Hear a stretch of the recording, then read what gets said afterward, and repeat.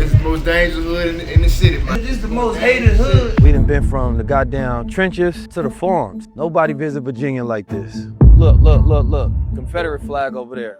They lost the goddamn war and still ain't gave it up. That makes me know we gotta fight a little hard. Black people in the government don't even go in the same sentence. You got the money, you were for this movement. This brother has been fighting for us for a very long time. $1 billion in '99, $1.25 billion in 2010, for a total of $11 billion over the course of 40 years. This house that you see is an old quarters for slaves. I'm fighting to make sure that this never happens again. I don't know, I feel the spirit. That shit a little too heavy. There's a lot of black people don't even know that there's a rightful land that is theirs in their name. You're gonna bring in white farmers and we're gonna give them everything that we won't give the blacks and what we ain't never gave the blacks. The gay community benefited from DEI. Black people ain't never benefited from DEI. Who is the most genuine and helpful leader that you met? And Bill Clinton, Barack Obama, Fidel Castro introduced me to Mugabe, Gaddafi, Arafat, Mandela, and I was arrested. And I don't know what Maxine Waters said to him, but they opened the door and I walked that next morning. Get your ass outside. Away from the sound of cars and horns and gunshots and soybean walking. When they come out, it'll be 3 in the park. That's poison right there. I ain't real Tarzan, I ain't just catch a snake. These young people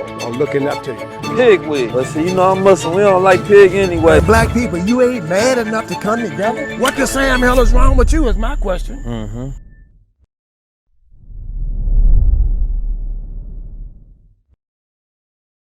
St. Louis, Chicago, New Orleans, Dallas, Memphis, London, Cleveland, the Bay Area. Get your tickets now because we're not getting the venue until we get the tickets. And then we're going to be letting you know what the private address is. This is not for everybody, but it is for the ones. But if you believe you've chosen to be one of the ones that have success in the future, that know how to think, that has ownership, that have assets, and you ain't waiting your ass around to be saved, this tour is for you. Make sure you bring your family, bring your friends. You might even find your goddamn wife on this tour. Get your tickets right now. Come in, Rebirth. It's a new culture.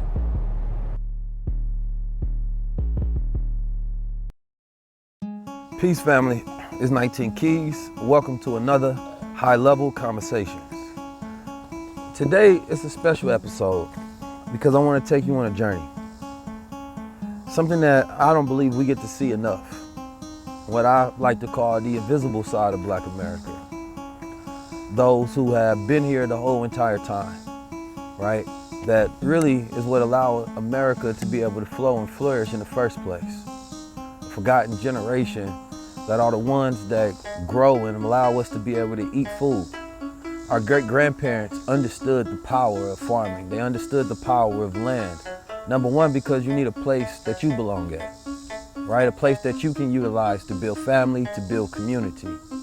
Our generation has been stuck outside of self, and stuck in these cell phones, right? We've been stuck on the internet, stuck in social media, stuck in a cycle that we want to disconnect from, but we don't know how.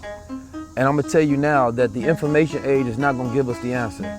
So we have to get the wisdom from our elders. We have to get wisdom from experience from the generation who have that grit, who grew up differently than we was because they grew up in the old world rules, right? Where man worked based on what his hands could produce, right? And he had to work through his problems. He couldn't sit there and suffer and the world take pity on him. And we're in a time where I believe is a great renaissance to where those reparations that we've been wanting for a long time is gonna come from the actions that we take and the actions that we fight for. And we've been traveling and I've been going through this farm. I've been studying, I've been learning from a man who should be known by everybody in Black America because he spent his time fighting for us, 4 generations in. And it tells a very powerful, promising story. This is the story really of John Boyd, but it's also the story of us. It's the story of our ancestors who didn't get what they should have received. Partly was that 40 acres and a mule. There's so many people that didn't get restitution from the work. Yet we seen somebody else benefit from our work, right? We see so many people that got a hand up from the very government, you understand me, that put their foot down on us. So as we've been fighting with all this resilience, right? As we've been fighting to try to make it in this world, maybe we should just make our own world. Maybe we should just get back to the original substance of who we are as original men and women that know how to be able to produce our own food, that know how to raise our children, that know how to work in a harmonious relationship with self, with nature, with land, right, and with our loved ones. So this is a very powerful and necessary episode that you should sit down with your family, you should sit down with your children, and you should really think about the future ahead and where we're going. So I had to make sure that I have somebody that can help usher us into the future, as so many people are prepared to pass away into another cycle, and they're looking for the next generation, whether it has their last name on it, or maybe it's just somebody who's worthy of being that steward for everything that they built. And that could be you. So I present you today, my good brother, John Boyd. Thank you so much for having me, man. us. I appreciate you coming to my farm. Absolutely, Man. thank you. Pleasure to have you here, brother. If you would, and as much as a matter that you can explain who you are Yes. and what you do, would you explain to the people the history of Mr. Boyd? Well, thank you so much. I'm a fourth generation farmer. I've been farming since 1983 on my own. Yes, sir. But I was raised on the farm, not too far from here. We're actually in, Boydton, Virginia, which is a slave name, really, So we have a long history going back to slavery. I was raised and taught to farm by my grandfather, Thomas Boyd, and my daddy, John Boyd Sr., who passed in 2022. And I like to describe him as I would say, one of the wisest men, ever did meet in the flesh to me, Yes, and sir. he taught me how to farm, taught me how to be a man, taught me how to be a leader, all of those things. Of course, Boyd is a slave name. What our name was before we got here, now I don't know, but everyone who came to the plantation got the same name. So you may have been Harris before you got here, but if you came to that plantation, you ain't no longer Harris, you are now Boyd. So you see how we got mixed up really quick? Yes. So you may have left some brothers and sisters over here, their name's still Harris. But when you came and you came to the Boyd plantation, you're now Boyd. So when you do your family tree, you thinking all Boyd. But really your people were Harrises. I'm just giving you that hypothetical. So that's how they divided us and tore apart our families and stuff. And you do this DNA stuff, you say, well, how the hell did this guy get to be so close to kin to me? And that's where that bloodline comes from. So everybody here was, we took the last name Boyd. And what's ironic for me, I'm a little bit older than you guys are. The last white Boyd, her name was Ethel Boyd, and she was an older white lady, and I was a little kid. And all I knew is we had to go help Miss Ethel Boyd. That's all I understood. I didn't know the politics of it or what, but she was that last generation. And although my grandfather owned his farm, the relationships with the blacks and white still remained. There was no law written said that I had to help Miss Ethel. It was a cultural thing between that white family and the black boys. So, and we would help. And I didn't ask any question like the rest of the damn kids that was on the wagon. All I knew is we had to help Miss Ethel Boyd. That's all I knew. But as I got older, I understood that those were the original plantation owners, and our families were one of those families after the Civil War. And I was telling Dwayne today, you're in Southern Virginia, 4 miles over here. When you came across the Roanoke River divides Virginia and North Carolina. So you're on the Virginia side, but when I'm gonna show you today, you'll be almost being in North Carolina, the actual North Carolina side of that. But that's how we got all divided and all messed up, with the bloodlines and stuff. And I want to explain that to you and explain to where you are. Richmond was the capital of the Confederacy. So it was one of the last states to succumb. They said it was Texas and other, but Virginia was still fighting, man. They said, no, we don't want to accept Abraham Lincoln's currency. So the Boyd family was one of those families that didn't exchange the money. And they lost the value because there was only one currency. So Abraham Lincoln gave all these states a period of time to say, look, you exchange your money for Union money and we'll give you dollar for dollar. They said, oh no, the South gonna rise again and you know, the war really ain't over and we're gonna regroup and we're gonna come back and win. So they lost the value in their currency when they did not exchange it. And blacks bought land the same way my forefathers did. Thomas bought land from the Boyd plantation. So you either became a sharecropper or you bought some land on the low ground somewhere by the river and you probably paid for it 9, 10 times over by the time they finished cheating your ass. But that's how blacks got land. After white people said, you know what? These brothers ain't do too bad cleaning this land up. We want it back. And that's when they started using the government, USDA, to take land back legally. If my daddy was here, he would always tell you, there always be blacks with laws on the books. So it's always legal. USDA was legal, the county committee was legal, and whites was getting subsidies, and blacks were getting 30-day notices to pay the balance in full foreclosure line. Had a meeting with the good brother of the Black Farmers Association, and he's giving us a tour. I gotta change my shoes, number one. It's not comfortable. Number two, they white. Yeah. Shows you I came from the city. Yeah. You don't want to mess those up. Nah, man, that was just for the beginning.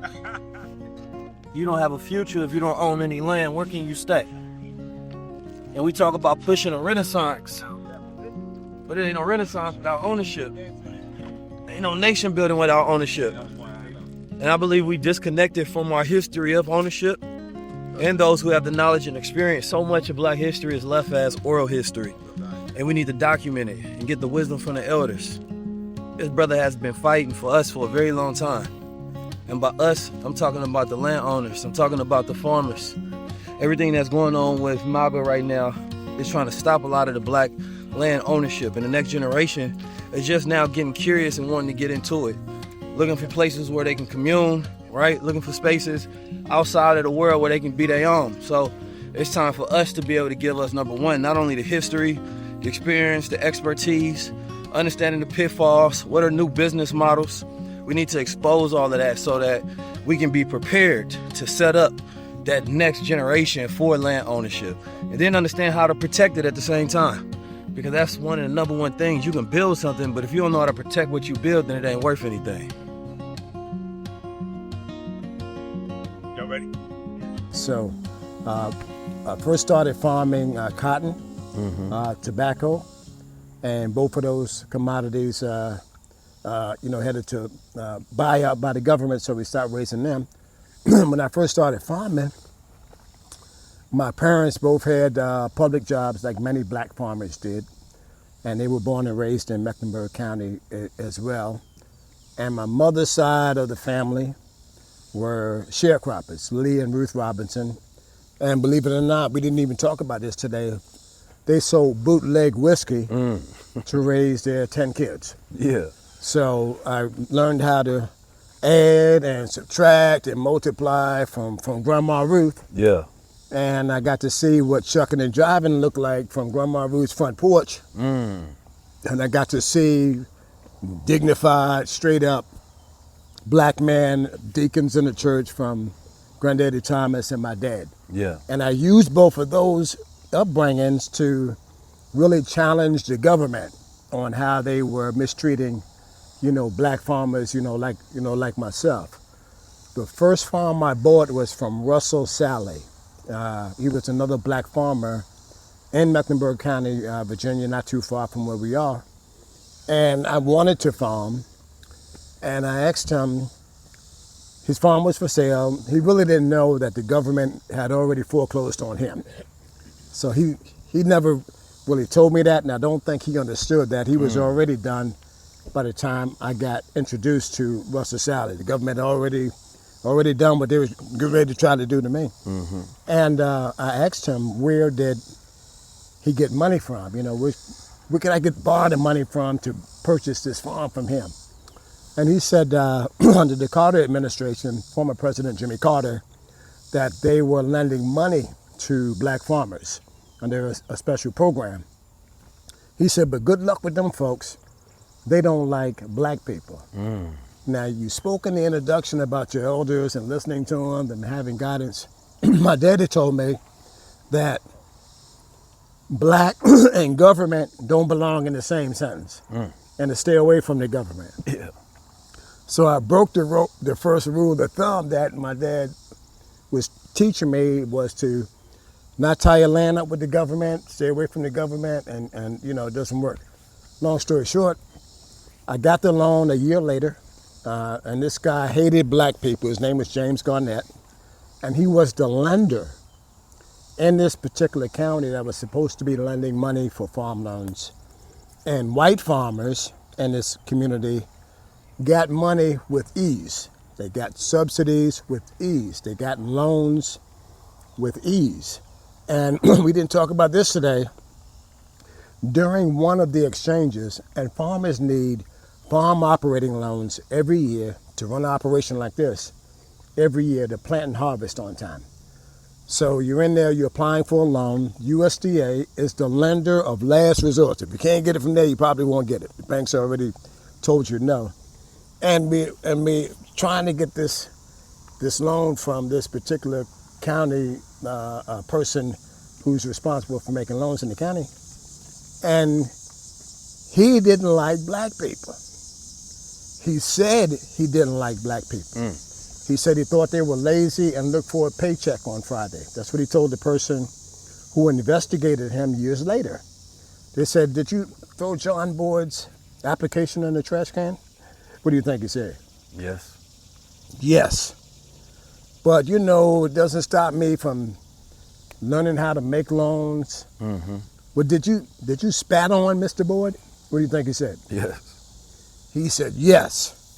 Oh, but you know, I accidentally missed my spat can on the table, on the desk, is what he said. Did you call John Boyd a nigger? What do you think he said? Yes. He said, yes, but you know, I only said it one time. I don't see no harm in that. And people use the word all the time around here. It's that type of arrogance that has played a national effect on black people in this country. Because he told you that he'd done these things. It wasn't the first time he'd done it. Tore my application up, said he wasn't gonna lend me any of his money. Yeah. And listen to how he described himself. If you don't learn how to talk to me, I'm the next thing to God in this community. That's what he said. That's not what I said. And I was so pissed off at him. All of the other farmers in the hallway were older black farmers. They say, yes, sir, no, sir, all of these things. Of that 60s era, 50s era. Here I am in the 80s, and I'm so pissed off at how this guy is talking and speaking to me. You know, but you better learn how to talk to me. If not, you're not going to get any loans in this community. That's what he told me. He said, I'm on the bank board. You're not going to get any bank loans in this community unless you learn how to talk to me. And he described himself secondary to God. And I told him, I said, you know what? I'm pissed off. I said, I don't know what God looked like, but he can't look nothing like you. and he banged on the desk. I made him, and he banged, you know, and you know, when he spat on me, it got you know, where we went to another level, and and you can feel the tension, you know. I said, man, this guy spat on me, man. So the brother in me jumps up, you know, and was in great shape. I was in good shape, and I really probably could have hurt this guy. And something said, don't do it, man, because you'll go to the federal penitentiary if you hit this guy. And then I began to channel that anger into organizing other black farmers, not knowing that they had experienced far greater discrimination than I did, not knowing that, and I was trying to save my own farm. Nobody's been beat up like I am, but hey, you know, you got to get back up. Yeah. You can't lay there. I mean, you a legend. You gotta, look, you can't sit there, man, and say, look, you let this man grab on me. Man, do you think I didn't want to take that guy to the woodshed? I know you wanted to. I mean, do you really think I didn't want to do that? And something said, hey, man, if you hit this guy, this is the federal, that means you're going to the federal penitentiary, John. But there's something even more beautiful in that, boy, that because you a man and you were dealing with the devil, that he called you out your name, he discriminated against you. Yes. And you being a man with a thought that was led specifically by the wisdom of your father, Yes. had the insight and the logic and the mental fortitude to take that discrimination in that story and use it as a resource to go get billions for your people. That's exactly what we did. That's powerful. Yes. So it might look like, oh, you ain't crash out, or you let him call you this. Just wait. Yeah. Just wait. Just wait. Look, patience. I'm not the author of my life. I want to see what God got written. Let me see. And the beauty that you didn't give up, because a man don't quit. That comes again from that spirit of resilience and perseverance and grit. Because many people would have said, man, what you going against the government for? What you fighting them folks for? We don't never get nothing. Bobby told me? Yeah. He said, man, and he was a farmer. Cut the hair and they farm. He said, boy, you pissing in the wind. That's what my barber told me. And when he got that money, he said, man. Yeah. He said, if you win, I'll take my hat off and start eating. He took his hat off. He said, and he got the money. He got the discrimination money. You know, twice. You know. See, when you got a mission from God, even the people that don't believe you will benefit. Yes. Even the people that go against you, even the people that backbite, even the people that hate you. When you do something for your people, they might be against you. They're gonna be the first ones to benefit. But you know what? If they get it, they are for you, and they don't even know it. You got the money, then you were for me. You were for this movement. You signed up for it, you got it. That's the way I see it. Look. Confederate flag over there. Hey, got that Confederate flag back there, huh? That's what I'm competing with right here. Yeah. That's what I'm competing with right down here in Virginia. They lost the goddamn war and still ain't gave it up. Goddamn Confederate flag. Those are the ones that wanted to keep us enslaved. They fought hard and they lost. And they mad we still standing. Mad we brilliant. Mad we looking at goddamn good glazing in the sun. You understand me? Old raggedy tore down flag. It's old and raggedy, that's for sure. Yeah. Let me ask you while we here, when you see that flag, what does that mean to you? That means encouragement for me. Because we still got people who live in this country that believe in that stuff. That means we got to fight a little bit harder. That's what that means, encouragement. Yes, sir. Yeah. Well, use it for energy, use it for, that makes me know we got to fight a little harder right there. Especially that big one in the middle. That's why they put it in the middle. They believe in it. What's the yellow one? I don't know what that one means. But they are a symbol of hate for black people. Don't tread on me is what it says. So that's the Gadsden flag. It was designed during the American Revolution in 1765 by the American statesman Christopher Gadsden. The field was yellow and featured a rattlesnake poised to strike. Below the rattlesnake were the words, "Don't tread on me," were printed. It was the first Marines carried drums painted yellow and depicting a coiled rattlesnake with 13 rattles, along with the motto, "Don't tread on me." It was originally used by the Continental Marines during the Revolutionary War. The phrase "Don't tread on me" is intended as a message of independence and defiance against oppression. Funny enough. "Don't tread on me" encompasses the idea that individuals or nations have right to self-determination. Individuals or nations have right to self-determination and should not be subjected to unjust authority. Think about that. The rattlesnake symbol was chosen as distinctly American symbol. It's native to the Americas. Gives fair warning before striking. The colonists did with their protests, and is deadly when provoked. Benjamin Franklin was influential in popularizing the rattlesnake as an American symbol, commonly known as "Don't Tread on Me" flag. Well, I think it's interesting that the meaning is supposed to be about going against oppression and people having rights. You understand me? To where they should not be under unjust authority. Yet, it's next to a flag that represented keeping people under oppression and unjust authority. It just lets you know when a person doesn't see you as a man at all. They understand me very laws and they'll abide by it. They don't even change it.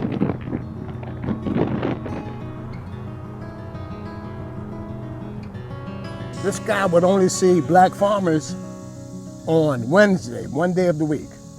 One day of the week. And this white farmer comes in one day. His name was Earl, that's all I remember. Farmer Earl comes into the office.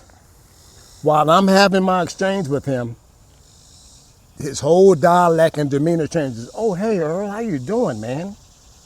He hands Earl a check for $157,000 on a government check back then. It looked like a tax refund check.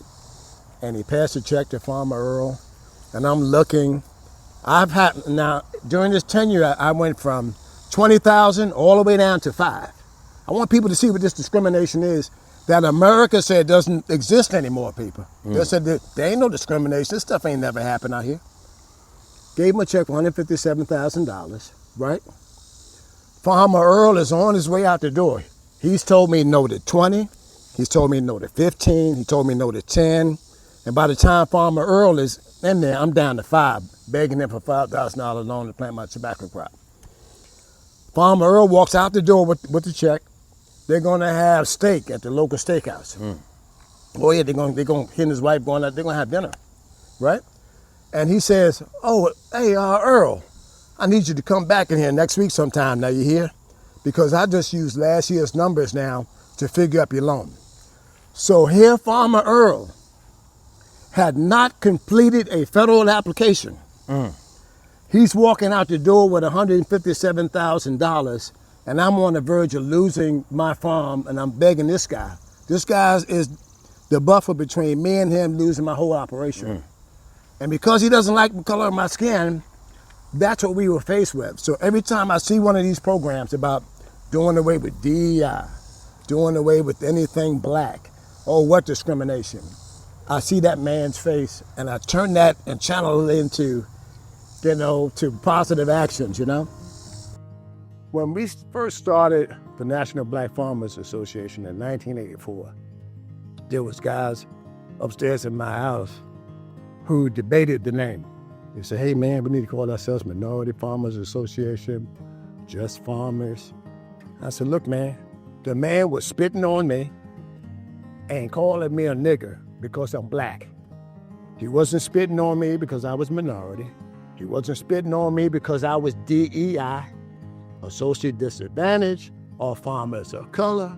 They were spitting on me because I was a black man. That's the National Black Farmers Association. And the other two guys said, nah, man. And it's February. It's about 4:45, and it gets dark at 4 o'clock in February. And they said, bloop, they cut my lights off. And Mr. Moore said, there it is, John Boy. They call me John Boy. No, there it is, John Boy. It's just as black as they ever gonna get in there. We're gonna call ourselves the National Black Farmers Association. That's how we got our name. But they didn't want the name black because they thought everybody would run from the name black. So even using the name back then in the 80s wasn't popular. They wanted you, every 10 years, they changed our name. Minority farmers, social disadvantaged farmers, farmers of color. And now we got stuck in a DEI box that they put everybody else in that benefited except for black people. The gay community benefited from DEI. Black people ain't never benefited from DEI. I'm sorry, people. It's a name that they put you in a box in. And I said, I never gave you permission to name me DEI. I didn't. You can call me Black Farmer. Yeah. I never asked for the name DEI. They change it, and then what they do is when they say we want to get rid of everybody, oh, well, you fit this box. So now you're not going to get any services because you fit this box of D. Yeah, I'd rather you tell me it's because I'm black. Thank you. But if it's intersectional, then it waters down the movement. And you can group it in with everybody else. And guess what? The people that we get grouped in, do you ever see them speaking up for black people? No. Never. Look here, man. I have nothing against Hispanics. More power to y'all, brother. But I never seen a Hispanic brother on the box saying more power to the brothers, and we gotta We got to get the black something too if we get something here. I have it. Yeah, that's what we do. We step out there and we fight everybody fight but our own. Thank you. And guess what? And it's not the same fight. Well, the gay fight ain't your fight. Hey, man, whatever y'all. Well, if you black and you happen to be gay, then you should benefit from black people. You understand me? Having progress. But it shouldn't be a separate group based on your sexual identity. I ain't got nothing to do. And that's why I was trying to get it up because I'm on camera. Hey, look here, whatever it is, I ain't got nothing to do with it. It is whatever make yourself, your fancy happy, make yourself happy. But what I am saying is, when the benefits come up and you can't keep leaving us out and then saying we in the same box. Mm-hmm. That's the definition I want to clear on. I ain't got nothing against them getting there. Well, I just look at it like all of our leaders of the past, you know what I mean? They all started off a certain way. A little naivety in the beginning, of believing that if we integrate, we work hard, we learn in the institutions, right? And essentially we'll be accepted inside this space.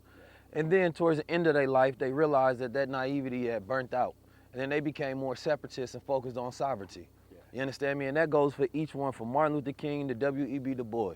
They all realized, like, wait a minute, man, we fighting for the wrong thing. Because they're fighting for consistent control of empire, right? And we're fighting for space in that empire to be treated equally. But if it's their empire, you would never be equal because they never want you to be a ruler as well. Right? So it could only be ownership. It could only be us controlling and having stewardship over our own land, our own laws, our own movement. If the Native Americans are sovereign in their own land, where they get to decide their own laws, why wouldn't you want the same thing as those people? Doesn't make any sense. Here it is. Oh. Don't sell the land. You got some black families out here? Don't sell the land. Don't sell the land. Look at me. Don't sell the land. They don't make no more land. Mm-hmm. You can't buy it. You can't make it. You can't pretend it. Look here. I can get another raggedy ass combine. I can get another raggedy truck. I can get another raggedy excavator. I can't. I may not be able to get it today, but eventually I'll be able to buy this. But once this is gone, you can't make this anymore. They concentrate in the matter and what it does. This is it. You sell that, and you sell that, and you sell that, but don't you sell this. Mm-hmm. This is it. And if my grandfather was here, every step you take, every step you make requires land ownership. You can neither be on your own or trespass on somebody else's. The choice is yours. And look here, the name brand stuff, but look here. Invest in this land. Pool together. If you don't have the money. Black folks, I ain't got no money. Well, pool together. Pool together, man, because guess what? An acre is 200 by 200. That's what an acre of land is. Because you tape measure, walk out 200 feet that way, 200 feet that way, 200 feet that way too. That's an acre of land. You can build 4 houses comfortably on an acre of land. 4 of y'all could build a house and cut it up with your own driveway. Yeah. That's about, 90 to 80% of a football field. Yes. If you're looking at a football field, you're looking at an acre of land.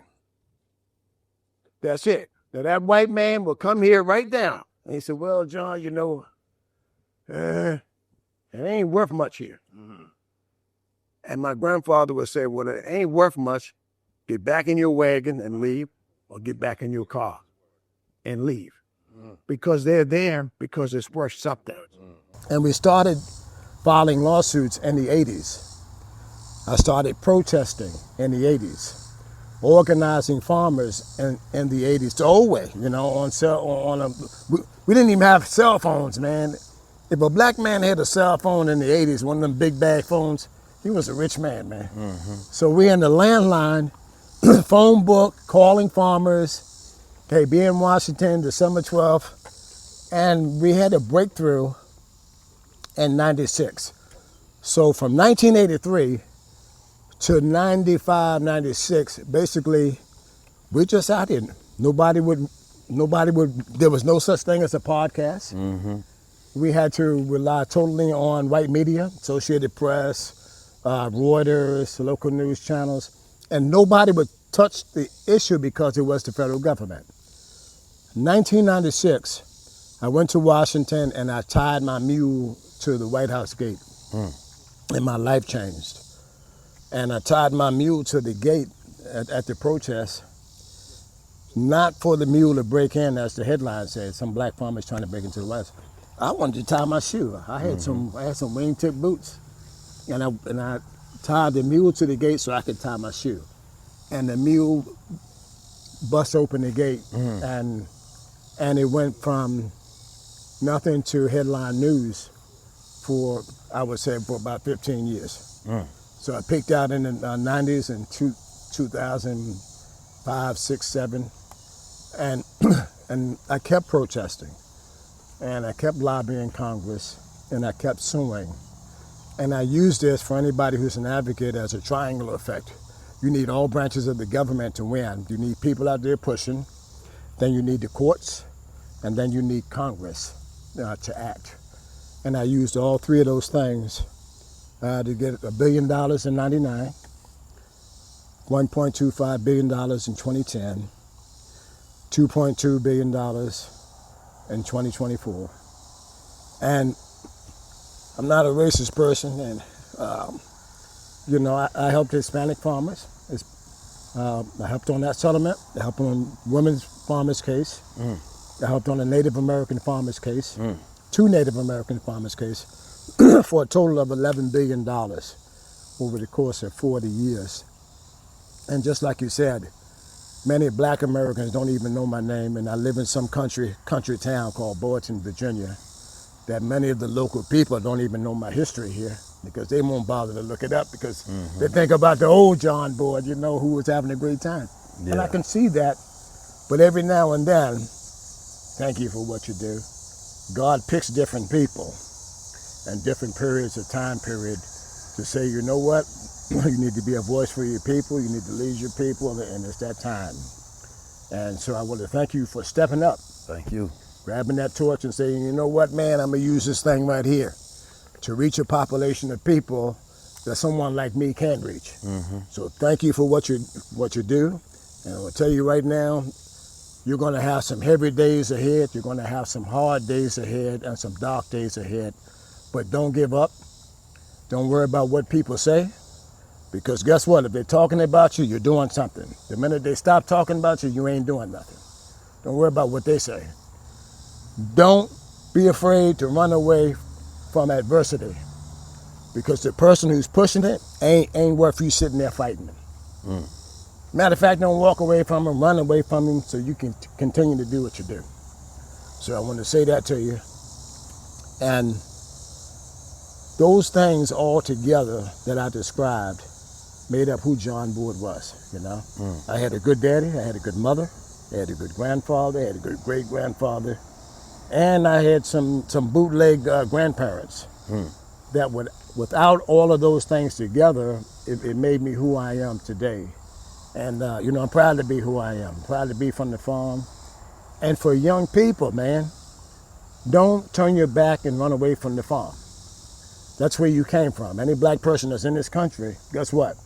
You're only 3 or 4 generations away from somebody's farm. Whether you want to be from that farm or not, that's where you're from. And guess what, man? I met Jimmy Carter.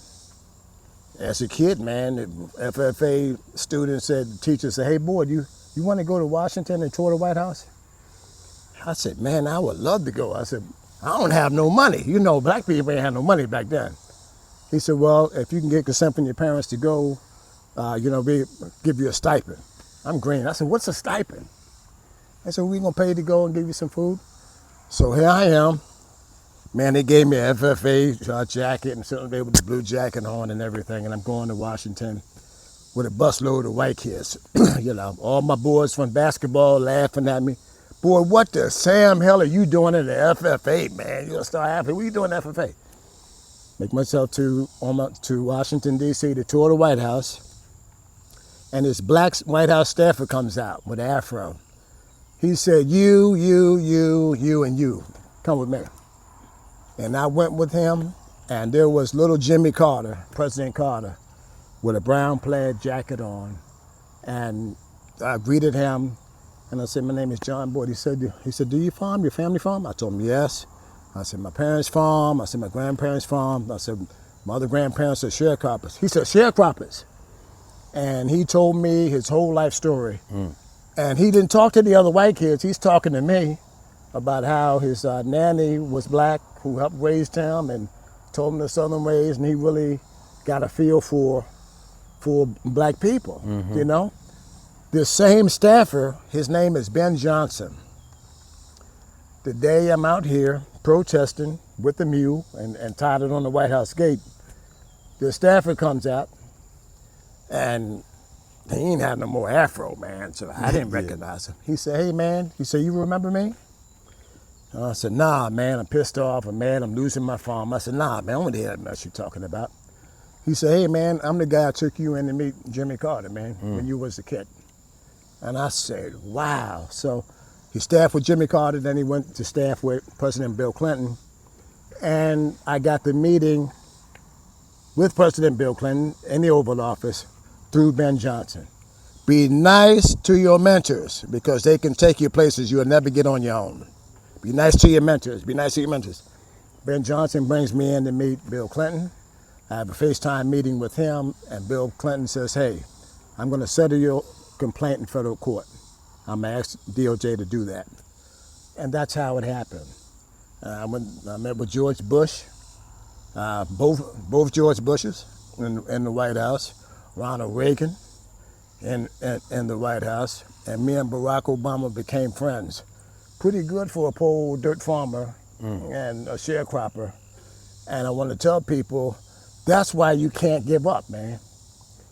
When people was laughing at me and going to Washington and all this stuff, I was some crazy ass black guy with a mule, man. That's all I know. His mule named Struggling 40 Acres or something. I don't know this guy. This guy's crazy.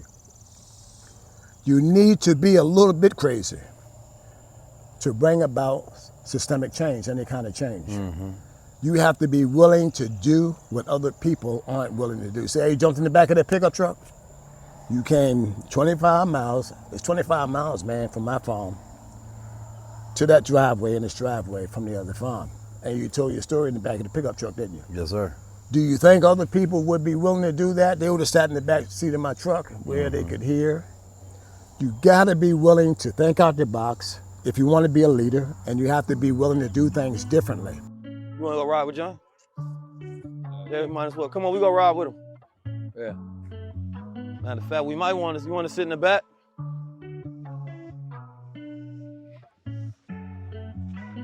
John, we gonna hop in the back. Come on, man. All right.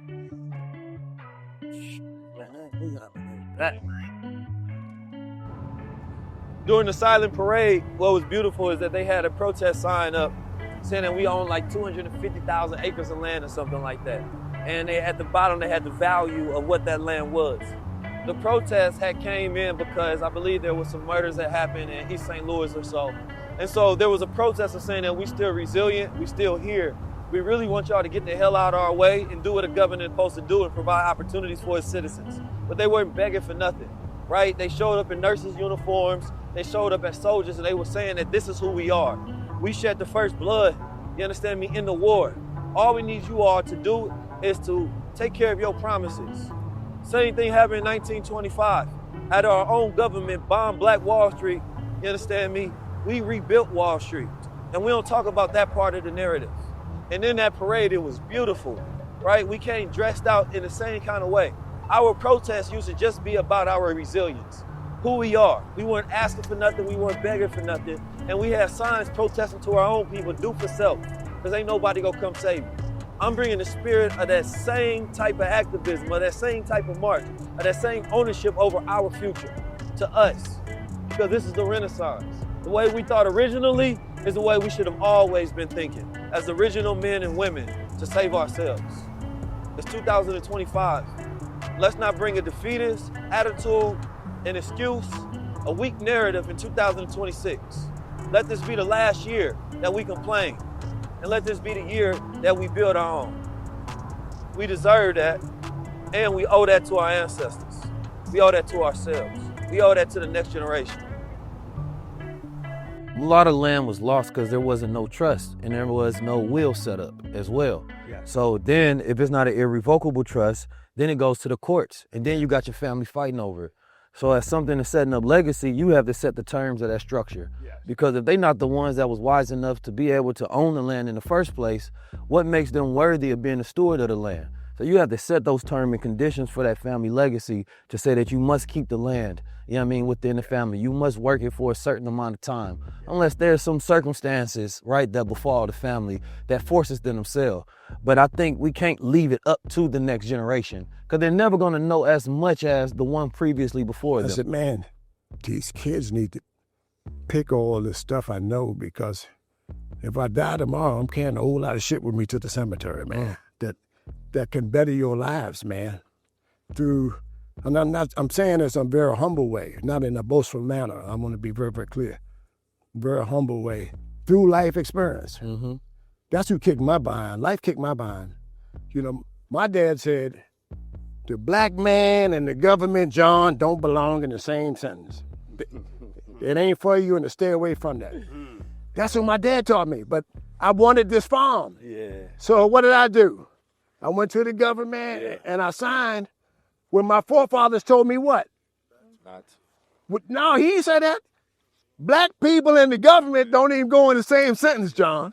They're never going to treat you right. So I had to learn through life experience. And I think it was by the grace of God he sent me because I didn't know that, and I started telling the story that some of the guys I hung out with in school, man, was white in the 80s.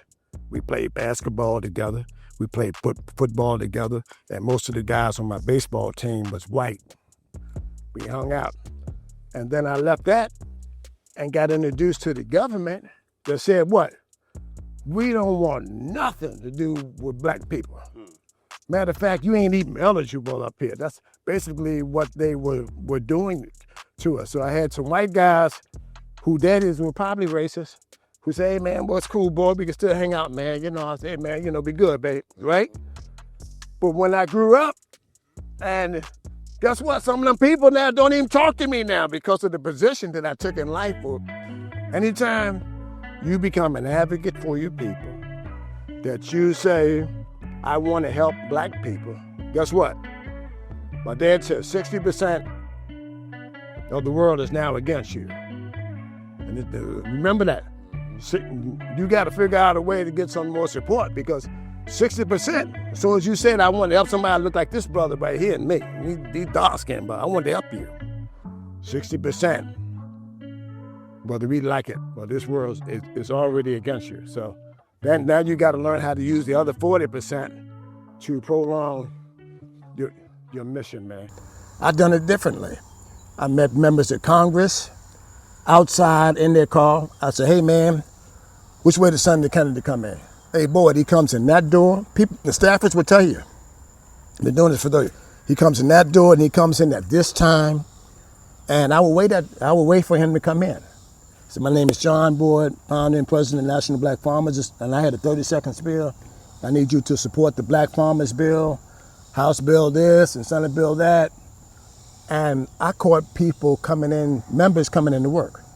Either they tell you go to hell, or yes, or talk to this staffer. One of the three. But they're going to tell you something. Mm-hmm. The other way, you get the book and, call my chief of staff, call the liaison that does agriculture, last person in the staff. I did it differently. I did things differently to help bring about change. And many of the black leaders, close your ears, didn't want to touch this issue because one, they didn't see any money in it, and two, it was a rural issue. And they said rural issues don't garner press very long. The press don't stay around for rural issues. So my dad's idea, wasn't mine, was to get a mule. He said, boy, you need a mule. You need a mule, John, because everybody over the age of 50 will see the significance of a mule to a black farm family. And we all came from the South, John. And so I got the mule, and I had been protesting, I already told you, from the 80s all the way up to the mid-90s with basically a few black press, that's it, was covering the issue. No white mainstream media touched it until I brought the mule to Washington, and everything changed. So you got to be want to do things out the box. You got to be willing to have staying power.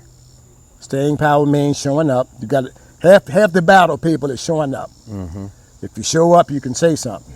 If you don't show up, nothing's going to happen. So you have to have staying power, tenacity, and you have to have a family support system. And thank God for my parents who held the farm down while I was out advocating, doing other type of God's work. You know, Honorable Elijah Muhammad, he was a farmer. Yes. Started off in Macon, Georgia, and he had a quote that I'm paraphrasing. He said, basically, look at me. I started off as a farmer, right? But who knew I would once become a scientist of the world? Right. Right? And you, Mr. John Boyd, may have started off as a farmer, but you're now a revolutionary in the history books. Yes. And you know, and thank God, you know, for certain people got my dad, and I talk about my dad a lot because he had such an influence on my life.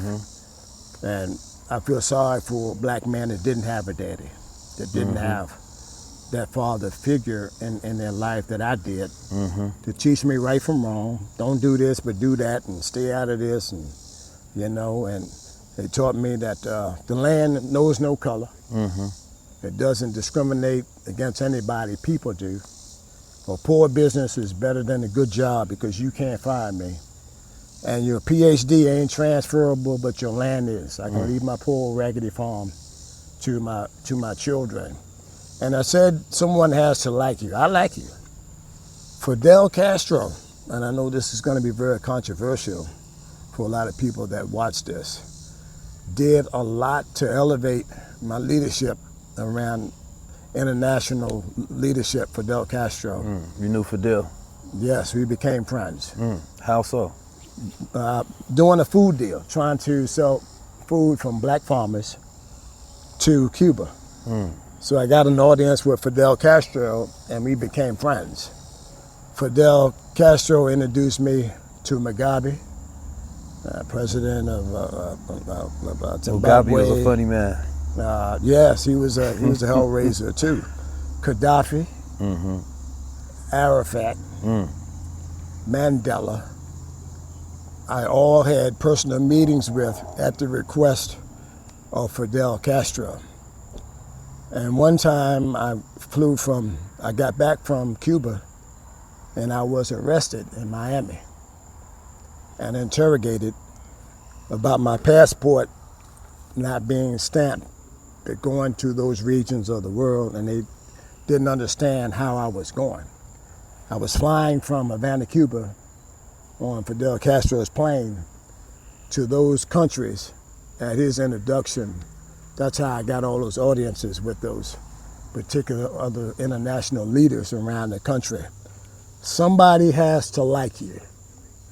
And when that person likes you, let them mentor you and let them steer you in the right direction, because those are the kinds of people that can take you to places that you can't get to on your own. So I know some people out there going to say I wouldn't be caught in the room with Fidel Castro. I did. He spoke multiple languages. He had multiple television screens in his office opened up. And he said, "You see that television screen right there, John?" He said, "That's why I saw you on C-SPAN." I said, "Oh, you watch C-SPAN?" He said, "I watch C-SPAN because they don't have time to cut and paste. They show what you say right now." So he watched C-SPAN to get the real grit and not 24-hour cable that edits and stuff like that. So he was very smart in the world politics, and a lot more people respected Fidel Castro than what we think in the United States. So oftentimes what we call bad politics in the United States, some other people find it as good, that he was standing up against the United States, who had all of the resources, and Cuba didn't. You know, do I support everything he did? Look at, nobody does. You know, nobody supports anybody 100% and some of the things that happened there. But the man stayed around 50 years in power, so he knew some things, and he knew some people, and he was able to introduce me to people I don't think I would have got in front of Nelson Mandela, not in that particular time period in my life, without an introduction from someone like Fidel Castro. Who was the most genuine and helpful leader that you met? Because you know, you like myself, I meet a lot of people, but not everybody is a helper on the mission. That want to be helped, right? Yeah. There's different kinds of people. There's kinds that say, hey man, we're going to be in contact, call my staffer. And then there's others that take the friendship to a different level where they give you their cell phone number or their direct line number. Those are the people that you know are genuine, because a genuine person would never say to a John Boyd or Brother Keys that to call my staffer. That's not how it works. If that person is sincere about you guys working together and doing some things, they give you their personal number, and you can begin developing that relationship like that. The same way I did with Fidel Castro and some of the others. So when I meet people and they say, call my staffer, I know that that's not going anywhere. It's not going very far. But for that person who says, I want you to stay in contact with me, send me some stuff and keep me abreast of this, and when the time is right, I'll call you to do some things with you. That's a person that's willing to help. Maxine Waters, they call her honey and all these things. Man, I got to know Maxine when I was a young advocate. And you remember when I told you I went to jail in Havana? And the airport has a jail in the bottom of it. And I got off the airplane and they took me and they put me in this little room and it had bars on it. I said, damn, this looked like jail. I said, where are you taking me to? And so they put me in this room and they started interrogating me. And I did have a cell phone back then. I said, hey man, I'm supposed to get a phone call, right? He said, yep, one call. Gave me my phone, and I looked at the phone. I said, well, I can't call my parents, who I know would do what they could for me. And I kept scrolling, and I kept scrolling. And you asked me about friends? I said, Maxine Waters. I had a person number. I went down and stayed in the ambassador house with her and her husband when he was ambassador to the Bahamas. I said, Clint. And she answers. She had time for you. She answered. I said, hey, this John Boyd. She said, hey, baby, what you doing? I said, they got me in jail in Havana airport. In Miami airport. She said, what? And I said, well, they interrogated me about my time spent with Fidel Castro. She said, don't say another word, and you hang the phone up and don't talk to nobody else. And I said, I can't talk to you anymore. And I hung the phone up. And that morning, they said, hey man, you can go. I don't know what she said to him. And you know, the good cop, bad cop yesterday said, the captain says, hey man, you know you're not going home, right, until you tell me everything about Fidel Castro. The lieutenant comes in and says, hey man, you know we want to let you go as soon as we can, man. As soon as you tell us, hey man, we get you a first class ticket, man, you be on your way. As soon as you tell us everything that happened in that meeting. And those were the games that they were playing. And I don't know what Maxine Waters said to him. Yeah. But they opened the door and I walked that next morning. So she's been a great mentor, a great friend.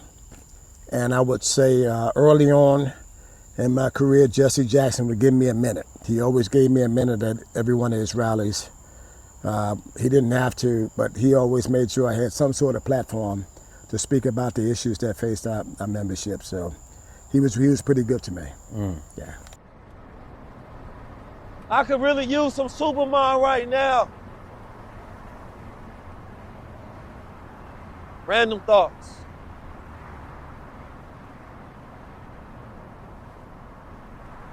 One of my favorite pastimes is waving at people who don't know me, by the way. You just real presidential. Gen Z is the first generation to crave disconnection, to want to completely get out of the matrix. They have a complete disbelief in the system, as they should, to want to be able to get outside and away from the sound of cars and horns and gunshots and hear the birds and the bees in real time, because they know that that's where they go find God. The Honorable Minister Louis Farrakhan once said that away from man's machinations is where you can hear God. It's where you can hear your most creative thoughts. In a world that's moving fast as hell, you need to get through spaces that allow you to be calm, to slow down your nervous system, and allow you to get deep insights on life. So, I welcome all my brothers and sisters to find you some freedom outside the cities and buy you some land. Disconnect to reconnect. This is 1,000 acres from Highway number 1 to 85. Okay. Let me hold one of them cameras. Quick tours. So I can get this angle right here, this cinematic right here. You gotta get that. These are soybeans. So my cash crop that I use to pay mortgages and the bigger stuff is soybeans. My second and third crop is wheat and corn. Yeah. Those are the three things that we still do better in the United States than any other country in the world. The soy, wheat, and corn. Soybeans, wheat, and corn. Look at them soybeans. Them soybeans right there, and they're in full bloom. I'm gonna get out with you up here. What's the main product soybeans are used for? Everything you eat. If you ate a Hardee's, hamburger, McDonald's. So we got to thank George Washington Carver for that. Yes, and look here.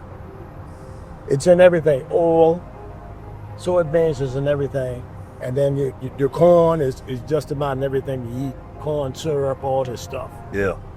Wheat, if you ate any kind of piece of bread, you ain't eating it without some wheat. Mm-hmm. Those are the three commodities. And then I raise beef cattle, and I'm going to show you that on the last stop.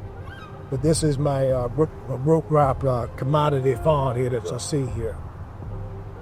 And like I said, it runs from Highway number 1 to 85. And these white people don't want me here. Yeah. Well, what else? No. They don't want me here.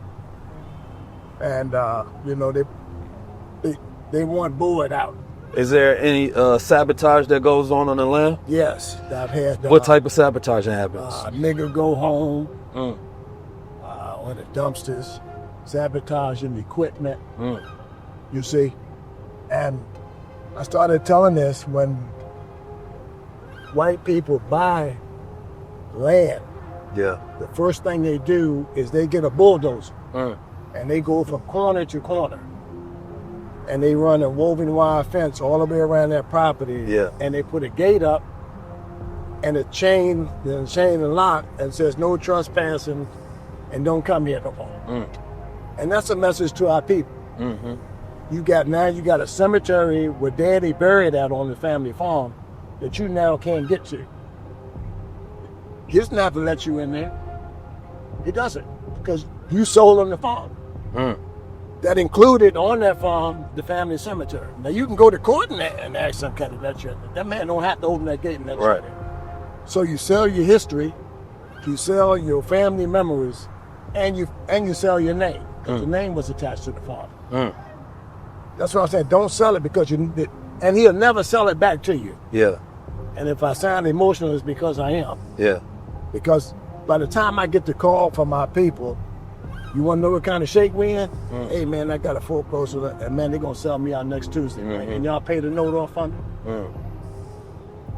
Instead of calling you 6 months ago when you got the letter, there was a process by means where they wind up in foreclosure. Call me when you get the letter, and then I can go to this brother. I say, hey man, we need to help this guy. Well, I got some money. Can y'all help me raise some more money? Or you got some more friends, and I got some friends, and then we help the guy. Yeah. But at least give an opportunity if somebody look like you to buy it. Well, and they'll say, well, you know, I thought I was gonna be able to do it, and I was embarrassed. Yeah. Look, don't let your pride, man, put you outside. But let's stop here and look at these. How about right here? I'm gonna show you these here. Take for the sector. Show you how to walk in these beans here. You see this here? You walk in. We're doing some soybean walking. Yeah, this is how you walk in them. And look, you just spread them over in here. You got them big boots. See, I ain't got them rattlesnake boots. And they ain't no rattlesnakes. I ain't gonna take you out there like that. And look. That was my way of asking. Take your hand like that. Let's see. Take your hand like that. Like this. Okay, like this, just part the seed. Yeah, part them in there, and look here. And this is how you check them right here. You see that? And look here, I can see the blooms on them. See them in bloom? Yes, sir. You see, they're full bloom top to bottom, which is of what a farmer wants. You see? Top to bottom. So how close are these ready for harvest? They ain't ready for harvest. You see these little titties here? Yeah. These are blooms, so there should be 3 in the pod. When they come out, it'll be 3 in the pod like this, and they hang off, and they have 3 beans in them. So they just starting to blow, and the rain. I know y'all don't like the rain, but guess what? I don't mind it. Man, I love it. I get up and run to the window to see how much we got. Man. Yeah. We got some rain. That means I don't have to drag no irrigation pipe. And these beans are almost waist high, as you can see. Yeah, how tall do they get? This is going to be it. Because those ones all high, they get that's all right up to about right here. Yeah, so they should get about Waist deep, high. yeah. Waist deep. And then they'll part out, and then they'll start bunching back down. Yeah. But this is a farmer's dream, that look right there, so y'all know. Cash crop. It don't look like this every year. Yeah. Now some years, I was just telling my brother, How many people do require to work a? I have myself and 3 full-time people. 3 full-time people, and we get down, so I'm dragging equipment all over the county. This is the biggest farm that I own, and I wanted the young brothers, and look, hey, hold up, man, I need to clean something up. First of all, I want to thank you for what you do. And thank you for what you do, brother. Yeah, I believe in you. I believe you have the right mission, and I believe that these young people are looking up to you, and that's what's needed right now. So I should have said that at the beginning. I'm so ready to show you this farm. I'm so ready to see it, brother. Excited to get you guys down there. Yes, sir. So I want to go back and clean up some laundry there. Thank you for what you're doing. Stay on the right road. And I'm gonna tell you, when temptation comes your way, don't walk, run. Run the other way. Don't be afraid to run the other way, because the bigger man can run. Yeah. The other guy who wants to take the shit to you is the little guy. Yes, sir. Yeah, you see, he wants to take you out. I call him little guy. The big guy can run, and then you can continue to do what God has called you to do, which is a lot bigger mission than you're probably ready for. So get ready. Yes, sir. All right, brother. All right? Yes, sir. All right. Let us get a picture right here in this field. That picture right here. You can't get that nowhere else but right here in the world. That's right. There it is. Let's get it right here. Feel necessary. I think the elders are like angels, you know what I mean, that give you the right guidance on your path. You know what I mean? I think if you're naive enough to think that you strong enough sometime, or you righteous enough, or whatever it is, that's when you can easily be swayed in the wrong direction. So I appreciate the words, because I know it comes from a place of recognizing value. And I recognize the value of elders as well. And I long for that wisdom. You understand me? I love it. So coming out in this space, man, it feels destined. We done been from the goddamn trenches to the farms. Nobody visit Virginia like this. This is high crime rate right here. This is considered the heart of Richmond. Richmond reaches the highest homicide rate, a record high number of homicides. These particular projects is, from my understanding since I've been out here, it's disliked by all projects. No projects out here get along at all in Richmond. Yeah, everybody's about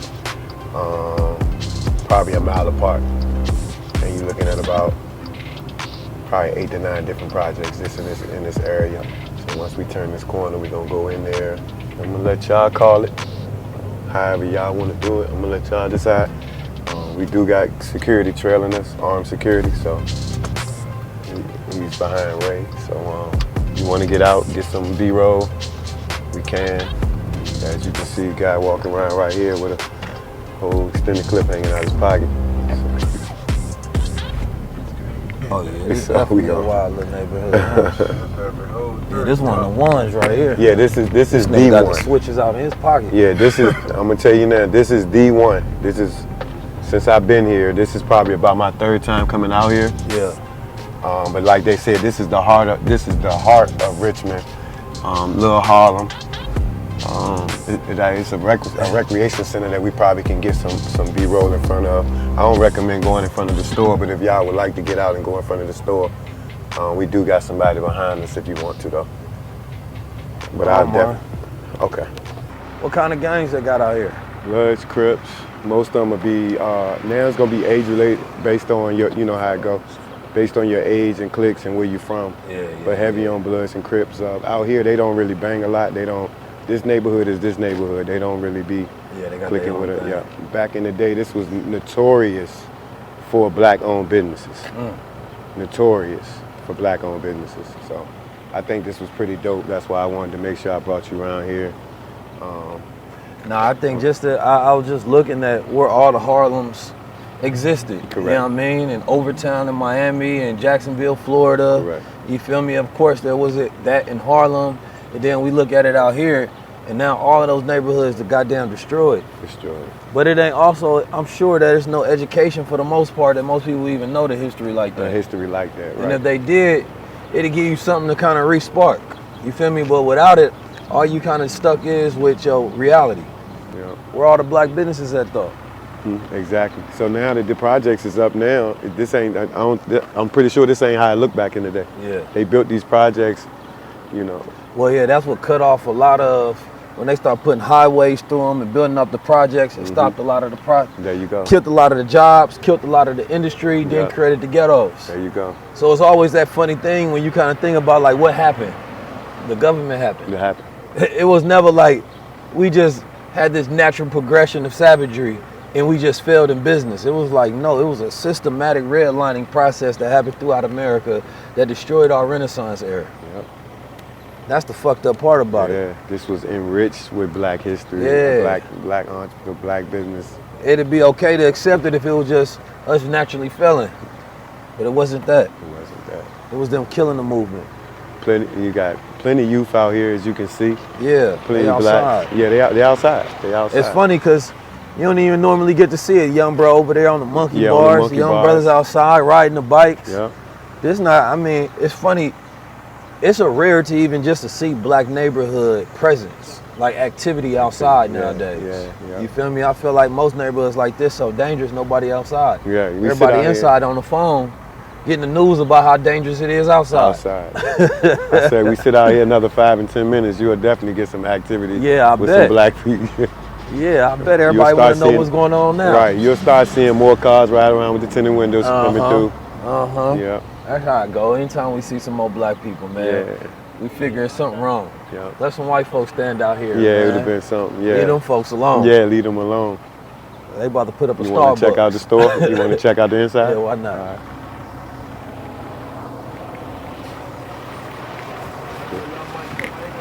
right. What was that? I'm on the swivel. Yeah, you and me both. No, I got you. Your safety is mine. Nah, you good. Yeah. What's happening, family? Came in and turned them up. It's that time. That camera do it every time. The camera do it every time.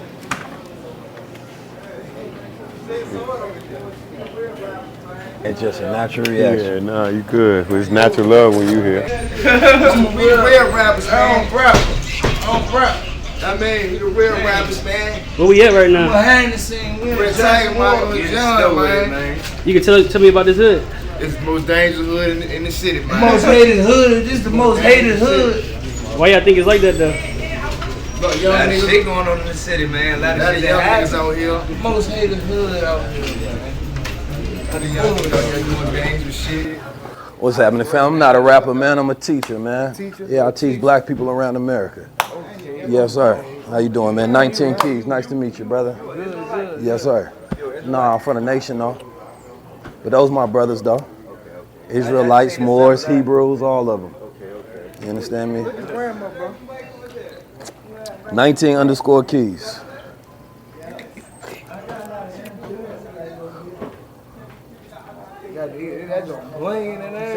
Oh man, that's from the people. That's from the people. 19_Keys. What's your name, man? Day Day. Pleasure to meet you. I'm D. That's me right there.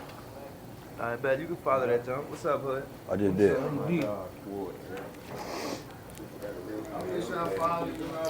Appreciate that. Yes, sir.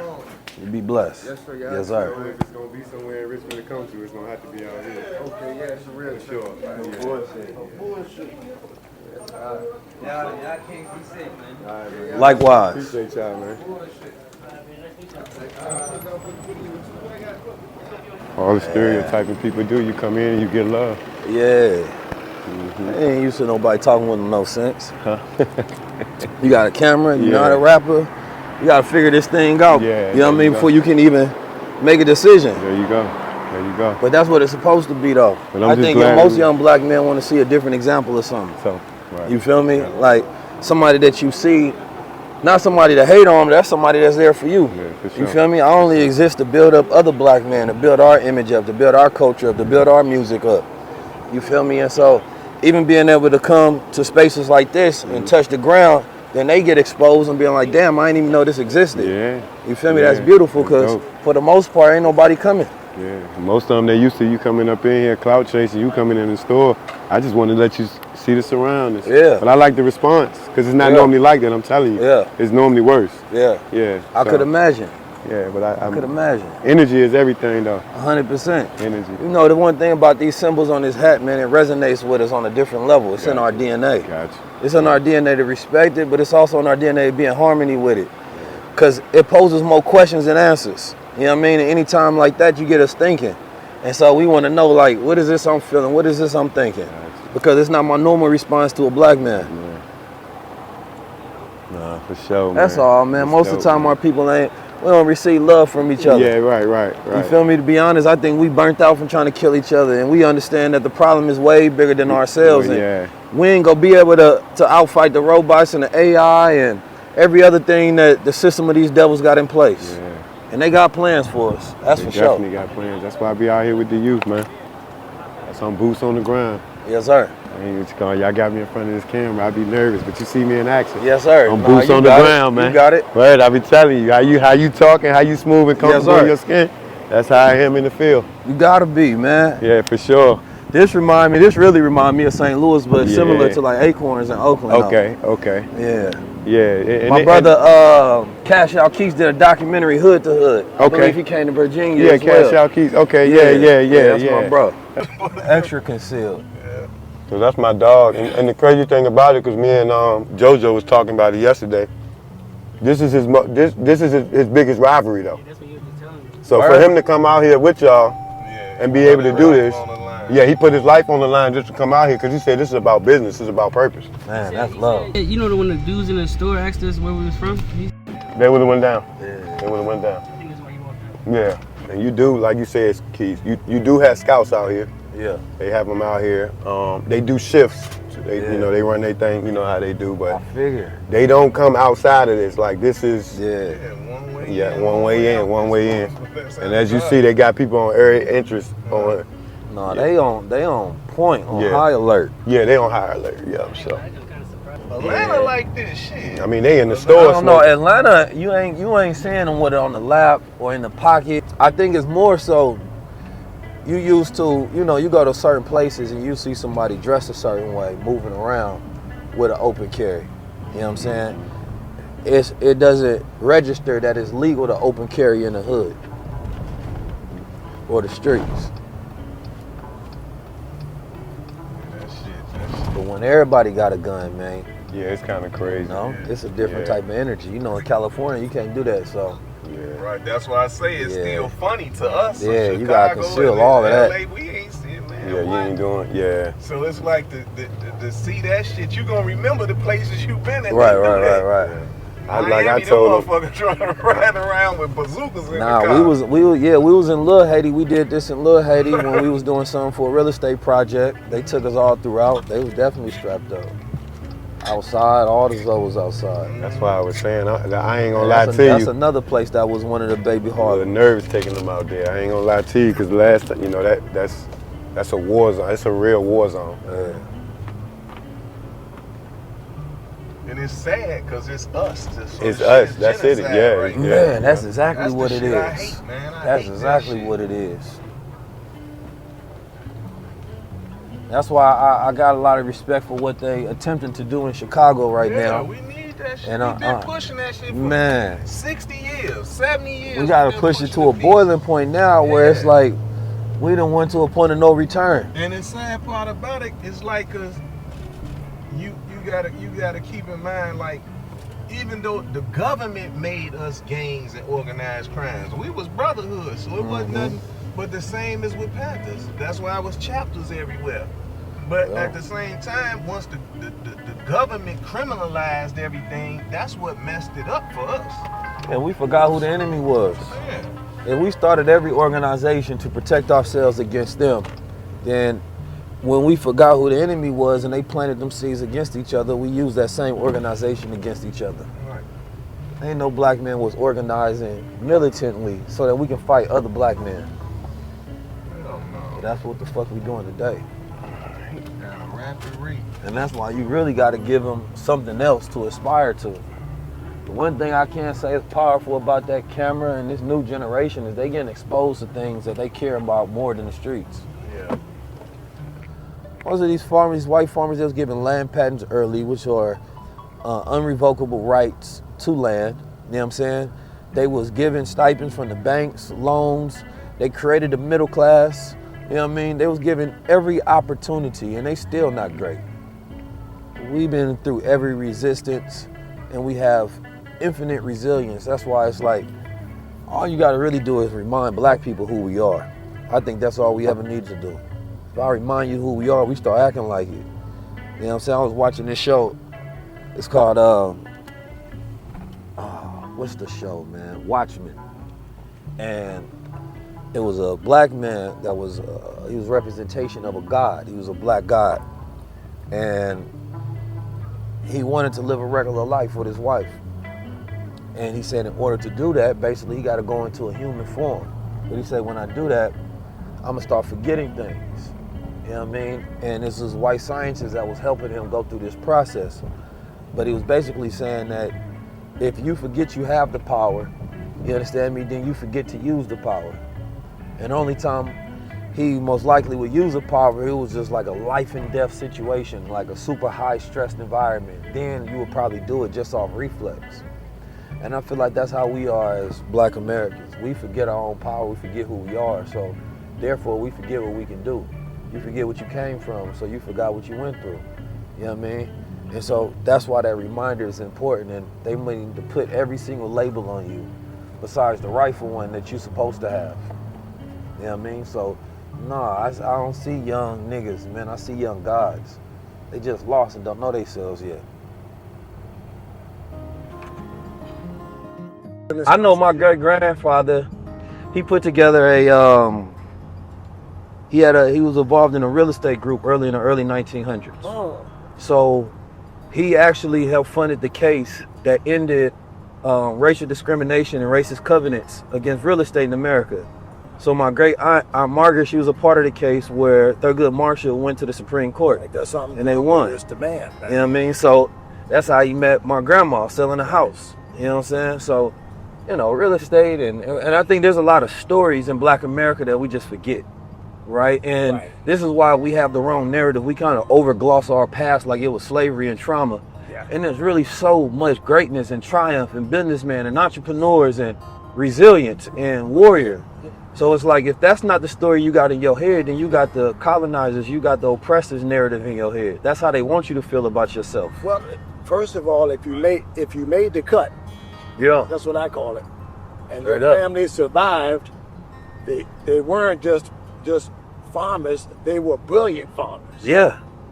Because you had to outthink the guy, you had to be better than him, and you had to survive with a system that was 100% against you. See, that part, we was always better. That's why we could never be left alone. Yes. They always needed a hand up, and we still was doing better when they was getting a hand up. Well, we did it with inadequate equipment, and we had to, my uncle made a cotton picker, man. He didn't make the cotton picker to sell it. He made the cotton picker because his hands was ate up. Yeah. You see the difference? Innovation out of necessity. Yes. He made a cotton picker. He said, "Man, I'm tired of picking this. It's about my hands, Yeah. So he made a cotton picker to go behind a mule, man. Yeah. And McCormick gave him a Cadillac for it, man. Can you believe that? McCormick was the equipment company. Yeah. Man. And it's crazy how they get ideas and stuff. Well, yeah, they understand. You talked about it earlier. It's paper warfare. Yeah. You know what I mean? They understand the patent office. You know what I mean? We don't understand the land patents. So if we all had the land patents, which was the interesting thing as I was looking into the history from the General Land Office on how, after they got America from the British, they took over that office of dealing out the land patents. So they gave a lot to whites and they gave some to blacks. But when blacks tried to go officiate their land patents, which is basically the highest order that you can get, you know what I mean, when it comes to any type of deed or title of land, you don't have to pay taxes. It's superior ownership. The only thing that can supersede that is some of the Native American treaties.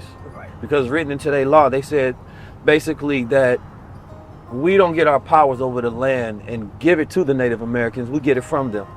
That's what they had written in their laws when there was somebody who owned a land patent and was trying to kick off a Native American from fishing. And they was like, we can't do that. Because even though we may have given you the land patent, that's under Native American right that is preserved in law. That's it. Because our law is built on them. Yeah. So I was looking into the history, and a lot of people don't never trace their genealogy and won't know that their great-great-great-grandfathers, you know what I mean, were given land patents that rightfully is still connected to their name if they can find that lineage of ownership. Right. But it, old ways, it takes, a whole lot of paperwork, and it takes thousands of dollars for the average person don't know even exist. Today we could probably utilize AI and set up some sort of system that would allow people to get their land back.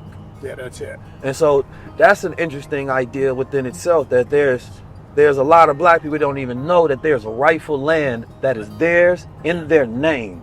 Right. You know what I'm saying? And all you have to do is dig up the records. You ain't got to fight for nothing. It's already yours. But what they was doing was, when a lot of black people was trying to go verify it, that they would hide some of the records, you know what I'm saying, on purpose, and then they would snatch some of the land from us. But today, it's just not a process we fighting for. So there's a lot of people that own land today that we would rightfully have the rights to if we fought for it. We talked about it a little bit earlier, and I think that this is important for this generation. Yes. Just simply, what makes a man, in your opinion? A man, thank you for asking me that question. The farm made me a man. The work ethic made me a man. And today I try to teach my children the same teachings that my forefathers taught me. And they really don't want to hear it. They don't want to hear it. And I'm gonna give you one quick example on what made me a man. I ran out of gas. I, like any other black farmer during that time period, we all had public jobs and we farmed. I worked at the furniture factory, man. I ran out of gas from Cambridge Road back to my first farm over here. I ran out of gas. And I stopped at the store, this country white store, and I said, hey, Mr. Wooden, can you give me a ride to the farm? He said, yes, no problem, right? Jump in his truck. Mr. Wooden takes me 2 miles to my farm. My dad stays plowing tobacco. He said, where your truck at? I said, Dad, I ran out of gas. He said, you ran out of gas?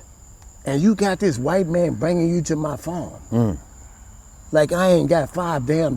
What the hell is wrong with you? And I didn't think it was that bad. I thought I'd save myself 2 miles, right?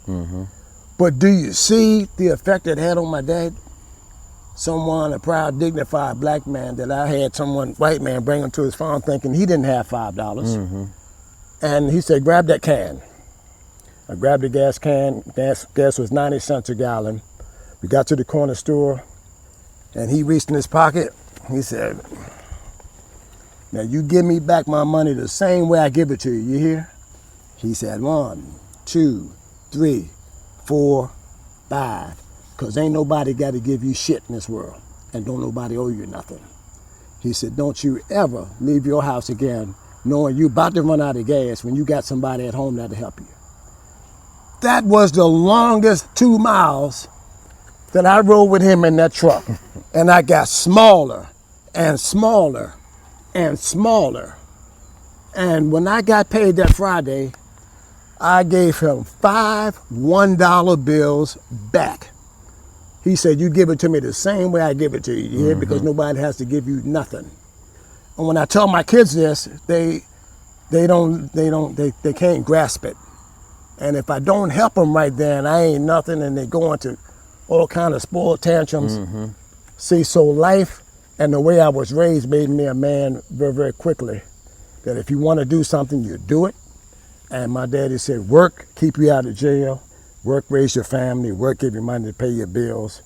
Work is the answer, John, to elevating and the next step of your life. If you want to have a good family, you got to go to work.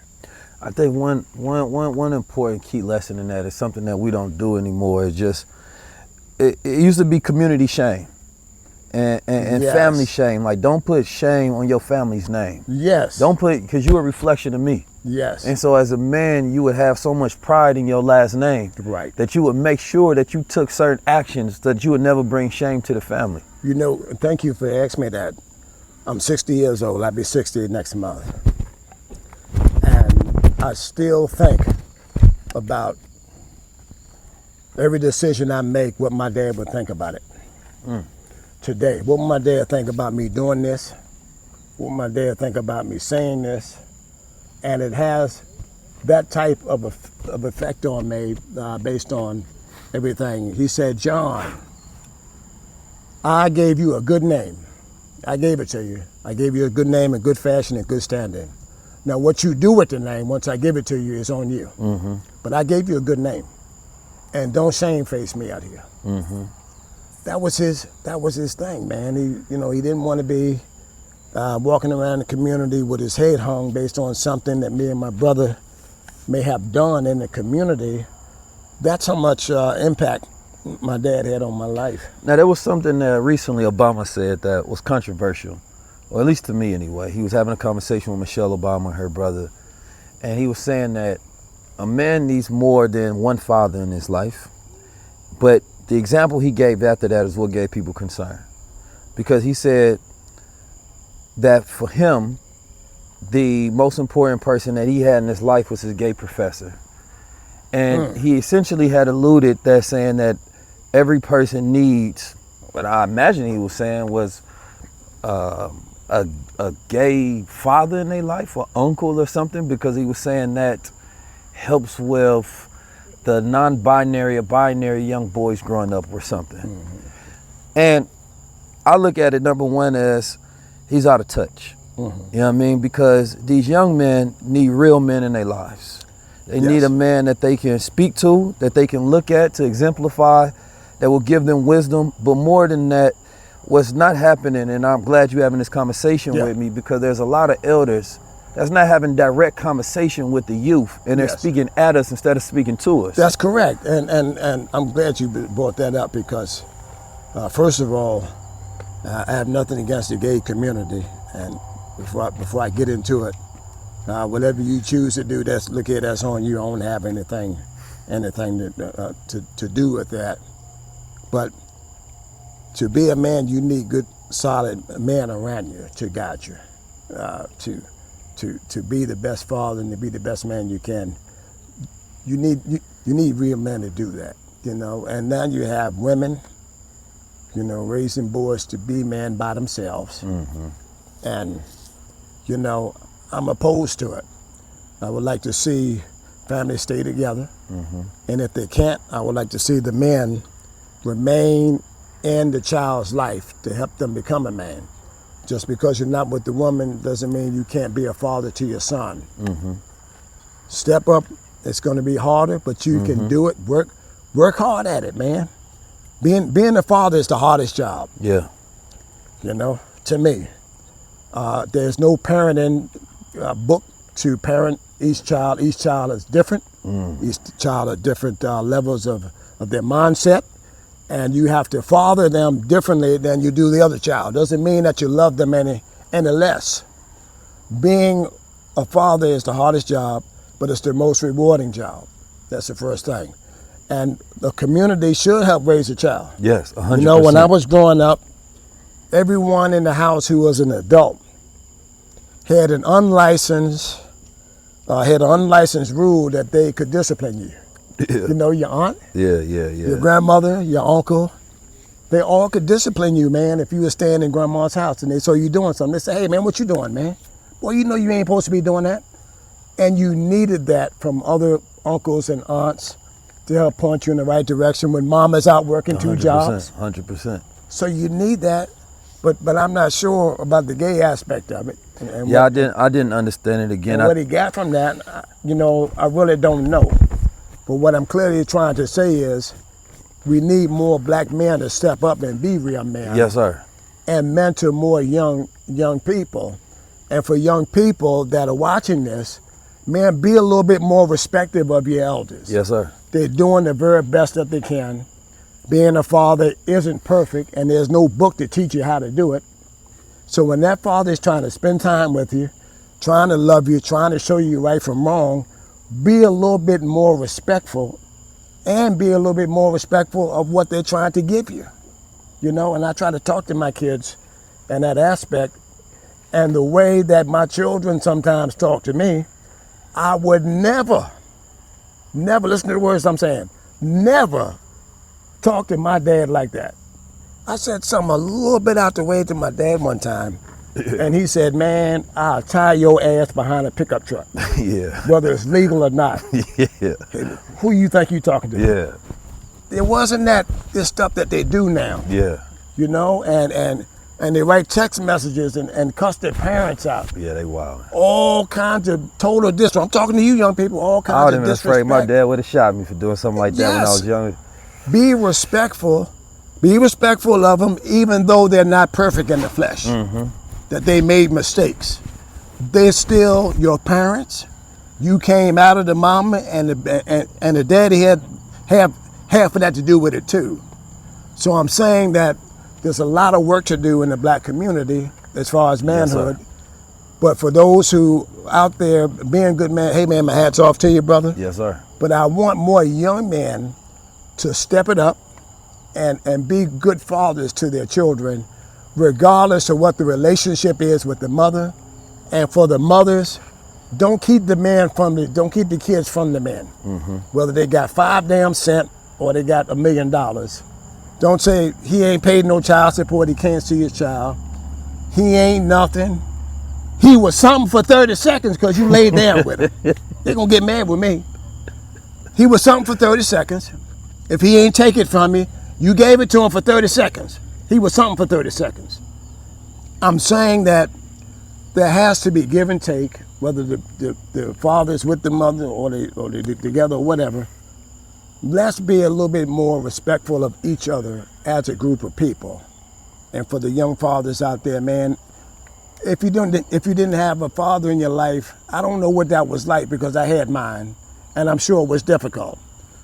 Let's see if we can help find some dads who want to help mentor these kids and be a better father to them. And if I'm not making sense, young people, you guys can tell me I'm not perfect. I'm not perfect. And I make mistakes in my own relationships, in my own children. So I'm speaking out of experience here that there has to be a little more respect for the children, and there has to be a little more step it up for the fathers, because, you know, it ain't far from a sin, man, from not whooping your children's ass. And I'm gonna get mad. I'm gonna get out of or you can't beat them anymore. That's child abuse. At some aspect in that child's life, that child is gonna need a little bit of discipline. Don't be afraid to discipline your children, and sometimes talking don't do it. Mm-hmm. You know, and you know, I recently done my mother's eulogy. I hope y'all will go out there and watch. Her name was Betty Jean Boyd, and I spoke about the way that you can also raise your child, but also do it in a loving aspect, and that's what my parents did. My dad would whoop you, and then say, "Look here, man, run down to the store and get this, and it's 15 cents left over now. Y'all get y'all a piece of candy with that." Mm-hmm. Right after he finished whooping you. Yeah. So there's a compassionate way that you can discipline your kids and work along with them. I know some people are going to differ with me with, but if you don't teach your kids right from wrong, when they get older, they're going to try to run over you like a Mack truck. Now I'm telling you, discipline them early, teach them right from wrong, and be the best parent that you can to them, because nobody's perfect, and we're all different. Yes, sir. Hey, here's something for you. Y'all guys know what this is? This is called Mullein. Ah, mullein, good for the lungs. It's good for respiratory. Yeah. You can roll this up in some tea. Yes. You can smoke it in the blunt, and it helps detoxify your lungs when it fills up. It grows like a tobacco plant. Yeah. This is the way tobacco You can put this in some hookah. Yeah. Hey, y'all take this with you. Don't say John. Oh, yeah, no, I'll take you some of this. This that good stuff. Oh, I know some mullein now. How much mullein you grow over here? Well, that's volunteer, so I don't know, you know. I might have to do some business with you. Yeah, that's good stuff there.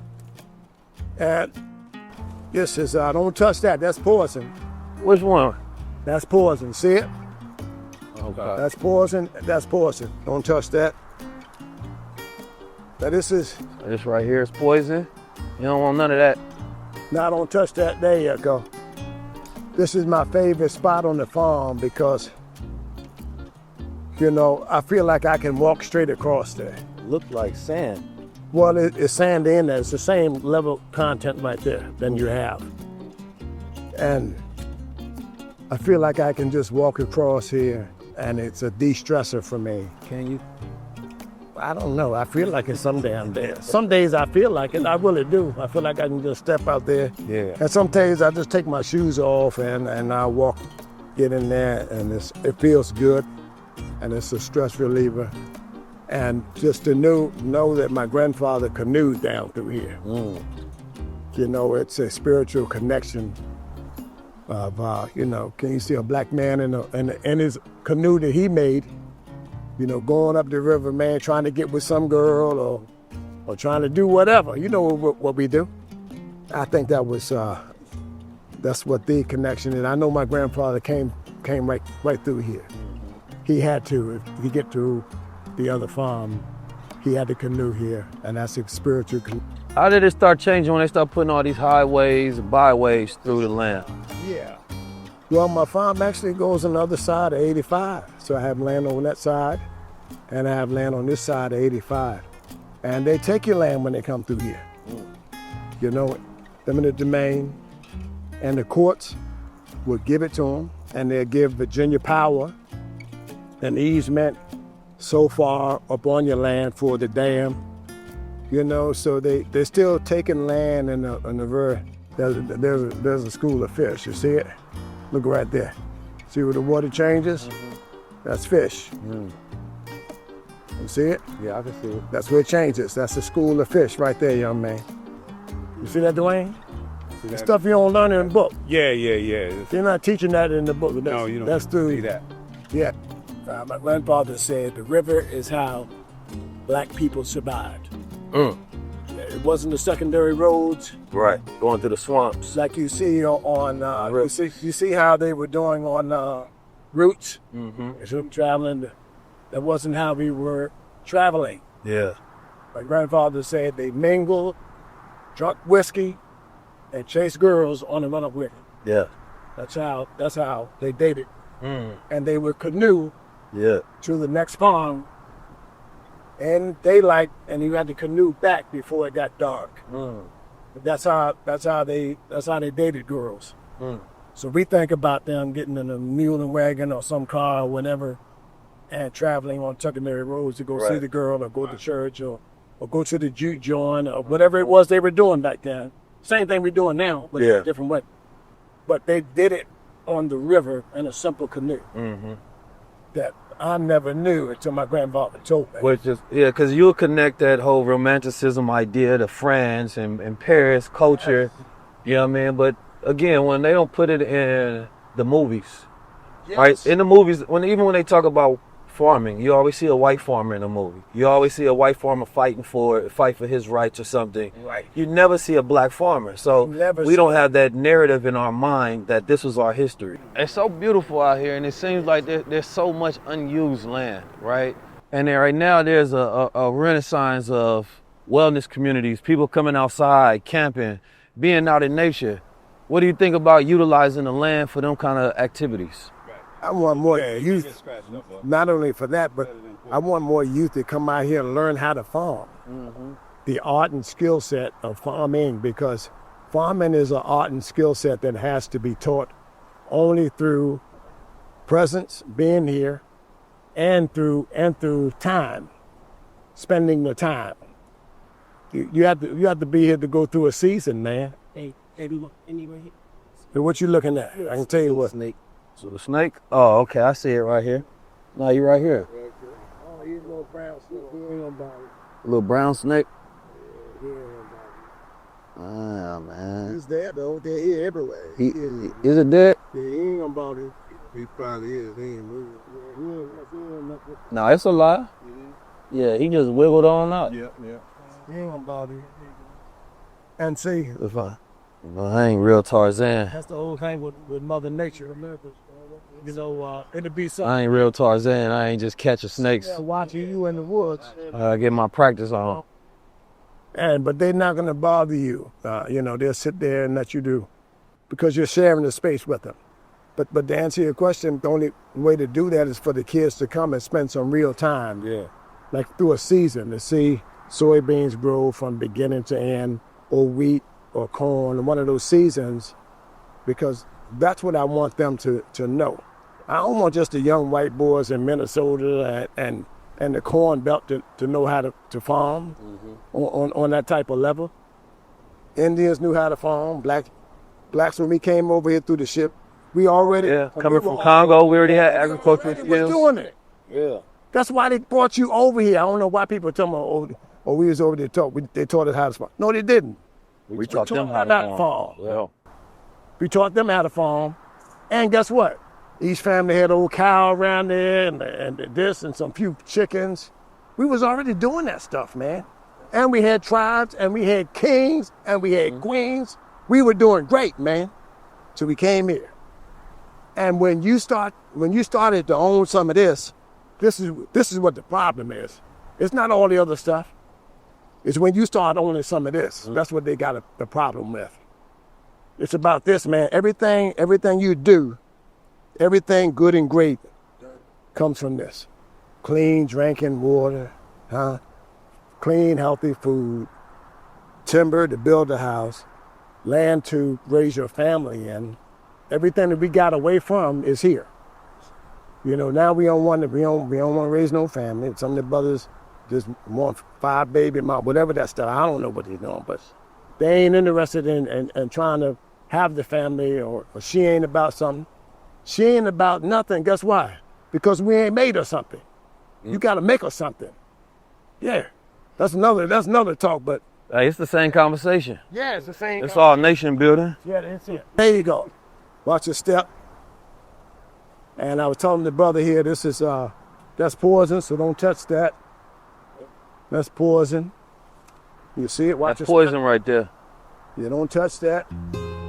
That's my favorite spot on the farm. It's a sense of freedom right there. And I almost feel like I could walk across that water. It's a de-stressor. And sometimes I just take my boots off and socks and just walk right out in the water.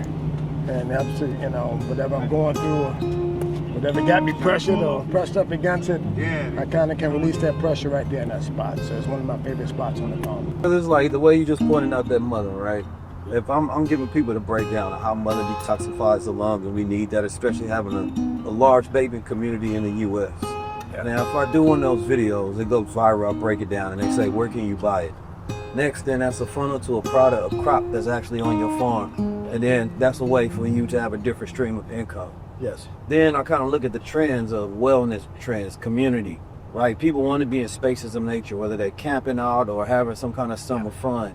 It's another way for farmers to be able to make money. Yes. You understand me? Setting up a lot of these new type greenhouses and things of that nature. Right. But also making educational content inside, you know what I mean, and on the farm itself, right, is a whole nother stream of income. Yeah. Right? I know you can get into horses, stables. Oh, man, you can do any of those, I call that niche farming. Yeah. Anything that isn't, there's 2 types of farming. There's niche farming, where it's done on a lot smaller scale. Yeah. You know, you may have something going with hemp, something going with whatever that niche is. That doesn't take as much land as the 3 commodities that run this country. And don't let nobody kid you. Corn, wheat, and soybeans run the United States. It's the only thing that we do from A to Z that's not shipped out and sent back into the country. Like an automobile part, or we'll ship that out and then send it back and add some more parts to it and then send it back to us. Corn, wheat, and soybeans leaves the country in a container ready to sell. And that's why the president always comes in and they start messing with corn, wheat, and soybeans. And it's because that's what our country was built off off of those three commodities. So that's that type of agriculture. That's called mass production agriculture. Everything else is more of a niche style, farming that you find a niche in, and you help build that in your community, Right. Because I think that's what a lot of people are kind of looking for, is Well, that's- a niche farming where they can create a family, create a community around at the same time. That's the Sort of first thing. monetize, modernize utility of Yes. farmland. Yes. The guy like me is on his way out. John Boy is the last of a Mohican, fourth generation farmer. Some of this stuff I was able to get from my dad. Yeah. The training I got all from my dad and grandfather. You see, so no, I didn't have to get somebody to show me this. They were training me, and I didn't even know it. You see, so that type of farmer isn't what's going to be the next generation of farmers and a new beginning type of farmers. They're going to be doing something different than what I'm doing. Vertical farming exploded 19.7% annual growth. The vertical farming market is projected to reach 13.7 billion by 2029. That's from 5.6 billion in 2024, meaning it's more than doubling in 5 years. Over 60% of American farms will use AI by the end of 2025. 60%. Guess who's going to help them build that infrastructure? You, if you learn it now. By 2025, over 60% of American farms are projected to use AI-driven precision agriculture technologies, according to FGD Dynamics, making artificial intelligence mainstream in farming. Indoor farming technology jumps 5 billion in 1 year. The global farming industry farming technology market is forecast to grow roughly 37 billion in 2024 to 42 billion in 2025, showing master investor confidence. Hydroponics dominate 47% of vertical farming. The hydroponics segment accounts for 47% of market share in 2024, proving soilless cultivation is becoming a standard. 30% of farmers get into it from apps. Over 30% of farmers use apps as their primary agricultural information resource, making generational shift from traditional advice channels. So that means that a lot of farmers should be utilizing apps. That's why I love to be able to give my brother exposure, because he has a type of knowledge that you probably couldn't get on the app, but should be on the app. Average farm size has changed since 1970s. The average farm size was 466 acres in 2024. It's only slightly greater now at 440 acres reported in the early 1970s, showing efficiency gains from tech, but not scale. So they're getting better at farming, but then they're scaling the farming. That to me just kind of goes into effectiveness over efficiency. Then we have the net farm income expected to jump 26%. How many industries and careers that we can say is going to jump 26% this year? The net farm income is forecast to grow from 37.7 billion, which is a 26.4% increase from 2024 to 2025, suggesting agriculture is becoming increasingly profitable through technology adaptation, or adoption rather. Think about it. Some of the hardest things about farming, right, is the efficiency side, right? Not only that, from the accounting, from the tools that they have to use, and this is probably one of the slowest industries to grow. Now that robotics and technology and AI is getting into it, that can be a great niche for somebody that's utilizing AI or invested into these technologies, right? And or if you're thinking about getting into farming, a lot of people are thinking about how hard it is. Well, it's becoming easier. So groups that want to do the work, connecting with investors, creating new niche markets in farming, I think is a great industry for people to get into. As you're worried about jobs disappearing, think about the jobs that's going to be growing. You're going to have to create them. Study the industries of it now. Drone swarms harvest entire field in 60 seconds. So imagine utilizing drones. As you somebody right now, you teach your kid about drones, and you can teach them to be able to harvest an entire farm, right? There's so many new innovative ways that will come about in farming. I want to make sure that we're ahead of the technological curve. We haven't got our reparations, but we can get them in the skill sets and the knowledge that we teach ourselves. Renaissances don't happen because of what you're given. They happen because of the intention that if people take in a time where there's opportunity. So make sure we rebirth the markets that we want to see grow. Bill Gates and them, all, they have the money and they can outbid you. But there are some older blacks in this country that are heading out. The average age of a black farmer is 60 years of age, 61 years of age. How many of them have somebody who take their place? Look, that's where I'm going with that. These young people need to be at these conferences and say, hey, I want to continue to farm your land, and I want you to show me how to do it. And once you get the farm, you can take it into some of your ideas and generational things and the generational stuff that you're talking about. You can take that operation in that direction and make it better than what this older farmer was doing with it. Yeah. You see, I don't want our people to die. First of all, with the art skill set of knowing how to farm, to give, they can give that to you if through a little time. I'm willing to give mine up. Yeah. Yeah, I ain't trying to take this with me, man. Yeah. You got 4 generations that's in me that, you know, I won't even, like I said, I ain't know what they was doing. I'm just hanging out with them. Yeah. They was showing me, they was, you know, giving me the knowledge, man. I think the young people, they're like fertile land, right? Minister Farrakhan, you know, he's a farmer. That's right. That's my dad, man. I love that.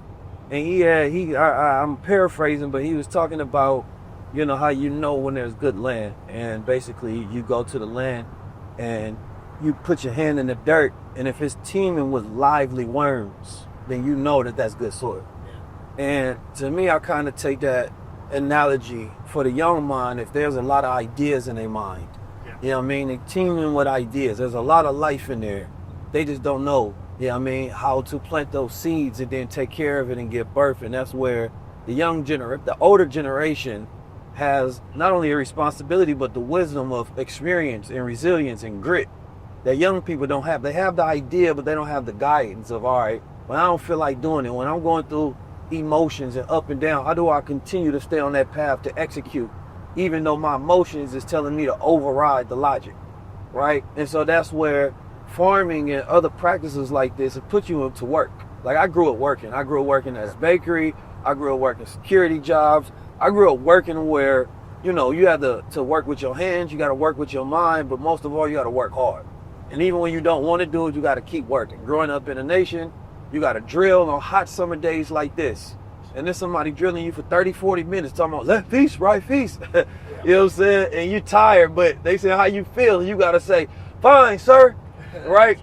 So no matter what, when I didn't actually feel good, I was able to still tell myself I'm fine.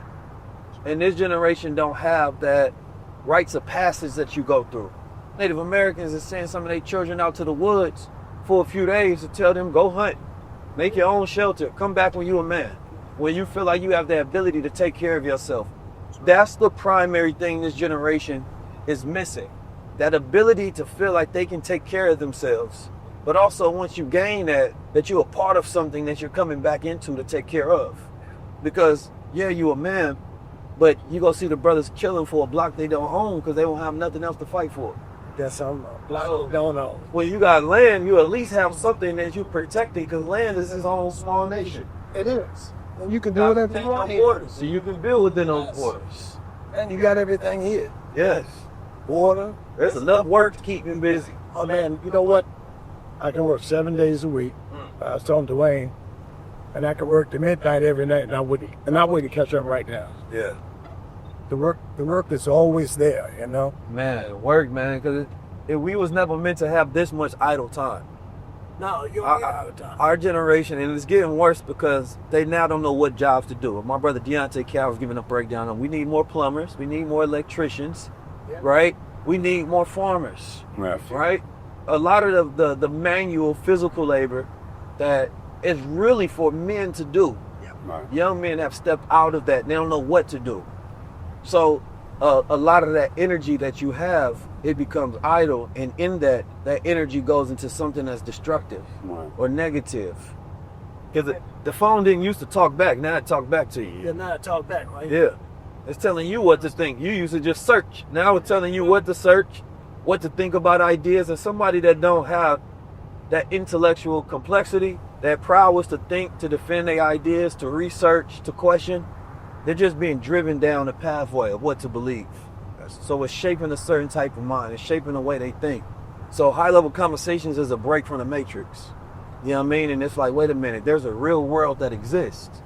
And outside this negative world that's trying to keep your mind contained, we're showing you where you can actually be in Zion. Zion was the real world in Matrix.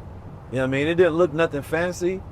You feel me? They actually shot that in Oakland where I'm from. I just found that out, matter of fact. Yeah. You know what I mean? But it's a space where people can meet. It's a space where people are able to really connect. It's a space where when you're doing work, you get to know yourself. You get to know what you're made of. When you got to keep working because you got to meet a deadline. Not a deadline set by man, but a deadline set by nature. Now, I know we getting ate up by all these bugs out here, but I want you to end us off with a message to the next generation. Yes. Specifically, what is your message when it comes to them being the next generation of farmers, next generation of landowners, and next generation just to inherit the responsibility of this earth? Yes. First of all, be good stewards of the land. The land, my forefathers said, is everything. The land is everything. It's good, clean drinking water. The land carries your family name. You can build timber to build houses. All things good come from the land. That's the first thing. So be good stewards of the land. And for black people out there, I'm talking directly to you. Start working together. If you can't come together now under what this president has shown you, Donald Trump, that he don't want you, he's going to take away every right you have as a black man, black person in this country. And if you can't find the love and the ability to work with other black leaders and other black people in this country, if you don't do it right now, you're never going to do it. So I'm calling for young people for unity. Stop turning the gun against each other, and find some love and start working together. That's the first thing I would like to see happen. And as you do these things, I want to tell them, don't give up. That life is going to knock you down. It's going to knock you down, and it's going to knock you down. But don't give up. I want you to buy some land. Land is the definition of economic freedom. If you want to be free, my grandfather said, buy some land. This stuff right here, this is it. This is the definition of freedom right here. They'll lend you some money if you got some of this. They give you a little respect. If you got some of this, don't come down my driveway. I ain't playing, because it's my driveway. Respect that, buy some land, and don't ever give up. Believe in yourself when nobody else will. Don't ask anybody to believe in you if you don't believe in yourself. Believe in yourself. And don't never ever give up. Keep God first. He's the answer to all of these things. And don't never, ever, ever give up. Any way you can get there, get there. Whether you're in the back of a car, whether you're getting on a plane, whether you're getting on a train, because we ain't got no excuses. We coming to your city. We coming to New Orleans, we coming to Detroit, we coming to the Bay Area, we coming to Chicago, Dallas, Houston, Memphis, London, Ohio. We coming directly to you, but I need you to come to us, meet us halfway. Go to 19keys.com/tour. Let's make sure this goddamn renaissance happens. No excuses. I want to bring everybody to the table, all skill sets to the table. We want you as a partner in the future. Come tap in with the gods.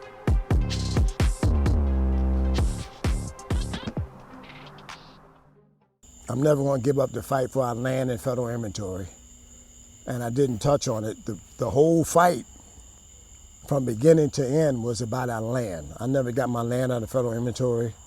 I settled the first case of discrimination against USDA, and it called to get my land out of federal inventory. I have a signed agreement, I got some money. It's really the first test case of reparations in this country, where it says I got an apology, some money, and some land. I never got the land. So I'm never going to give up the fight for the actual land.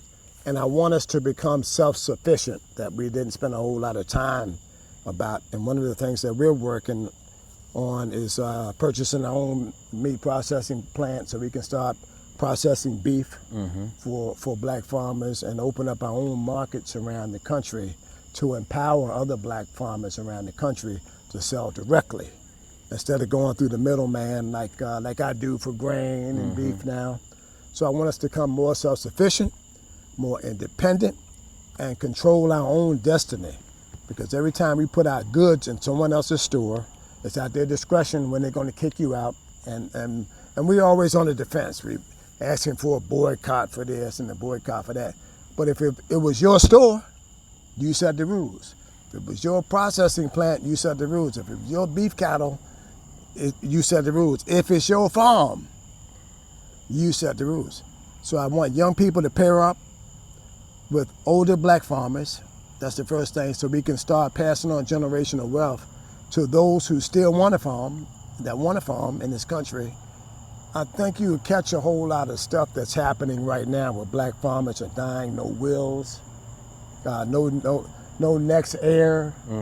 Now, what white people do better than us, and I hate to admit it, is they garner the land more so than we do. They know the value of the land more so than our people do. And I want to change that. Don't sell the land. Don't sell the land. Don't sell the land.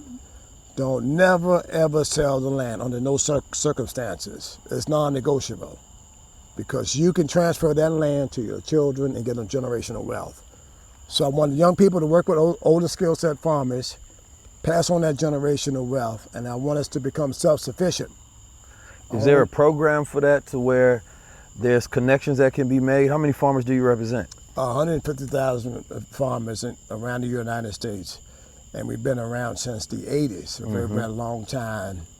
And we peaked out under all of those lawsuits. So most of the farmers that we got in, that became active through the actual lawsuits that they were receiving monies from. But I want us to get away from that because the government is never going to be our friend, and I want us to become more self-sufficient, which meaning buying processing plants, opening up markets, start selling direct in our communities, all the things that we were doing before integration. We were already doing all. We had our own stores, and these are things that we have to get back to if you want to become self-sufficient. Yeah. And my daddy said this, and I hate to quote him, but this last time I'm quoting him tonight. No, it's okay. He got some good quotes. He said, you know, to actually pass on generational wealth, you got to be in the mindset to do it. You got to be in the mindset to pass on generational wealth. You got to be able to pick that heir to the throne. You know, this is going to be it. And you may have 9 kids, and you may leave them some other assets. You may leave them the equipment and the money. But the farm over here, I'm going to leave this over here to Junior because I really sincerely believe that Junior's going to, see, that damn bull agree with me. Yeah. That he's going to tend to it. You see, it doesn't mean you love Junior more than the other 8 or 9. That means Junior's just going to pay the taxes. Junior is straight. Yeah. This one over here drank a little whiskey. This one's still getting high. He's not ready to get the blessing. So you leave your other kids something else. Those are the things, the hard decisions that we're going to have to make to pass on generational wealth. And we need the young people to step it up because you have to have a good and great work ethic to be a farmer. You know, I can leave out here right now and work tonight doing something in one of my barns or something. The work never ends, and farming is the hardest occupation known to man. Everybody can't be a farmer, so I'm not going to tell you, my wife will tell you everybody can, but everybody can't be a farmer, and not at this level. It takes a special person to do it. It can be done. You got to be willing to put the time in. Time in equals great things coming out.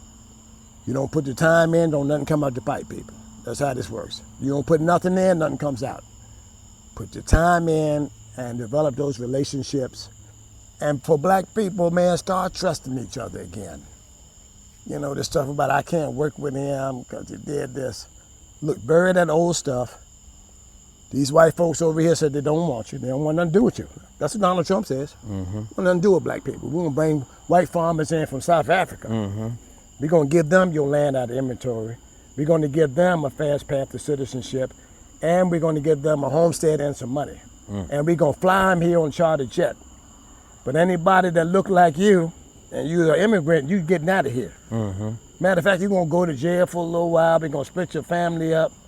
And you've been here working. Right. You've been here working on the farm. They don't want you now because of what you look like, but they're going to bring in white farmers solely by race. But they said they wanted to end all the race stuff. We don't want nothing to do with race in this country, DEI. We're gonna do with anything to do with black and other color. All that's going out. But you're gonna bring in white farmers solely by the definition of being white. And we're gonna give them everything that we won't give the blacks and what we ain't never gave the blacks in this country. I'm appalled by it. And I'm appalled by the fact that other black leaders ain't helping me put his foot on his neck. I've been out here on the hook saying, look, man, that's the worst thing that you can do to black people in this country. You're gonna give them the land I've been trying to get out of the federal inventory that came from, if the land's in the inventory at USDA, it came from black people. That's the program they used, the lease back buyback to get rid of us. And as my daddy said, it was always legal. It was a legal program. We put our land in inventory and they ain't gave it back to us yet. But they're gonna give it. I'm gonna keep saying it. It ain't Afrikaans, it's white farmers. For people who, Afrikaans, that's black people, ain't it? Look, you got some confused people out here. Oh no, it's white, W-H-I-T-E. They're gonna bring them in solely by the definition of race, white.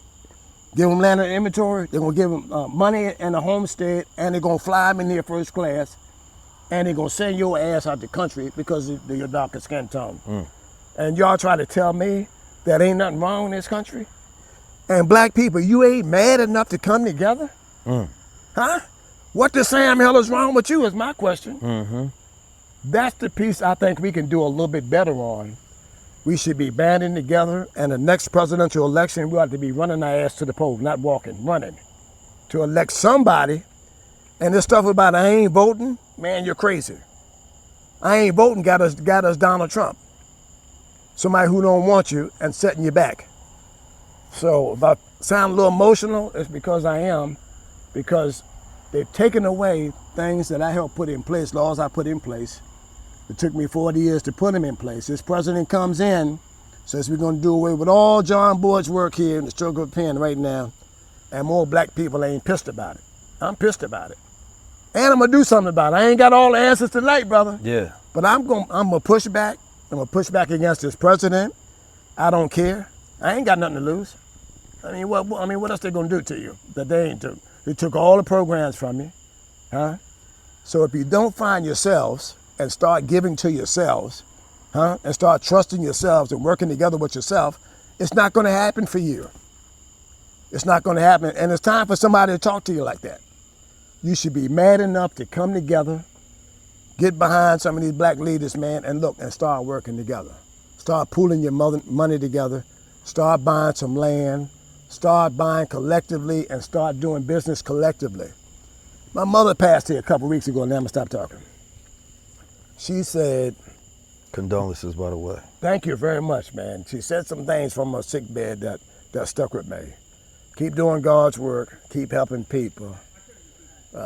Every now and then, don't be afraid to take a dance for yourself, because my mother taught me how to dance, and we used to dance together all night long. I had to dance on whether I wanted to dance with Mama or not, the James Brown split and Wilson. I did all that stuff with my mom, man.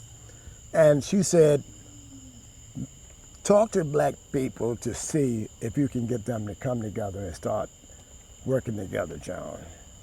And I'm making that plea to you from my mama. We gotta start working together. We gotta put this stuff behind us, and we gotta start pooling that money together so we can do some things collectively. It won't solve all of our problems, but it will help. But I think that that's such a beautiful lesson in life, though, because sometimes we give ourselves too much time to do things. Yes. As a man, sometimes you need a deadline. This is the time in which you can get this done, because we often as a people miss opportune times, miss windows of opportunity. Here we do. This is a window of opportunity. This is an era where we can have a great renaissance. But if you miss this, now you have to wait for the next window of opportunity. Yeah, that's it. And so you have to understand that, you can't just do things when you want to. Yeah. You know what I mean? God has prescribed times for your awakening. He has prescribed times for your success and for your wealth. Yeah. And when you have responsibility and you're not acting like an owner, you don't deserve, right, to steward the land in the first place. Because you think you can do it on your time. Well, you know what? And we're on borrowed time. Somebody worked these fields before me, and somebody gonna work them after them. Certain portion of them anyway, maybe not all of it. Right.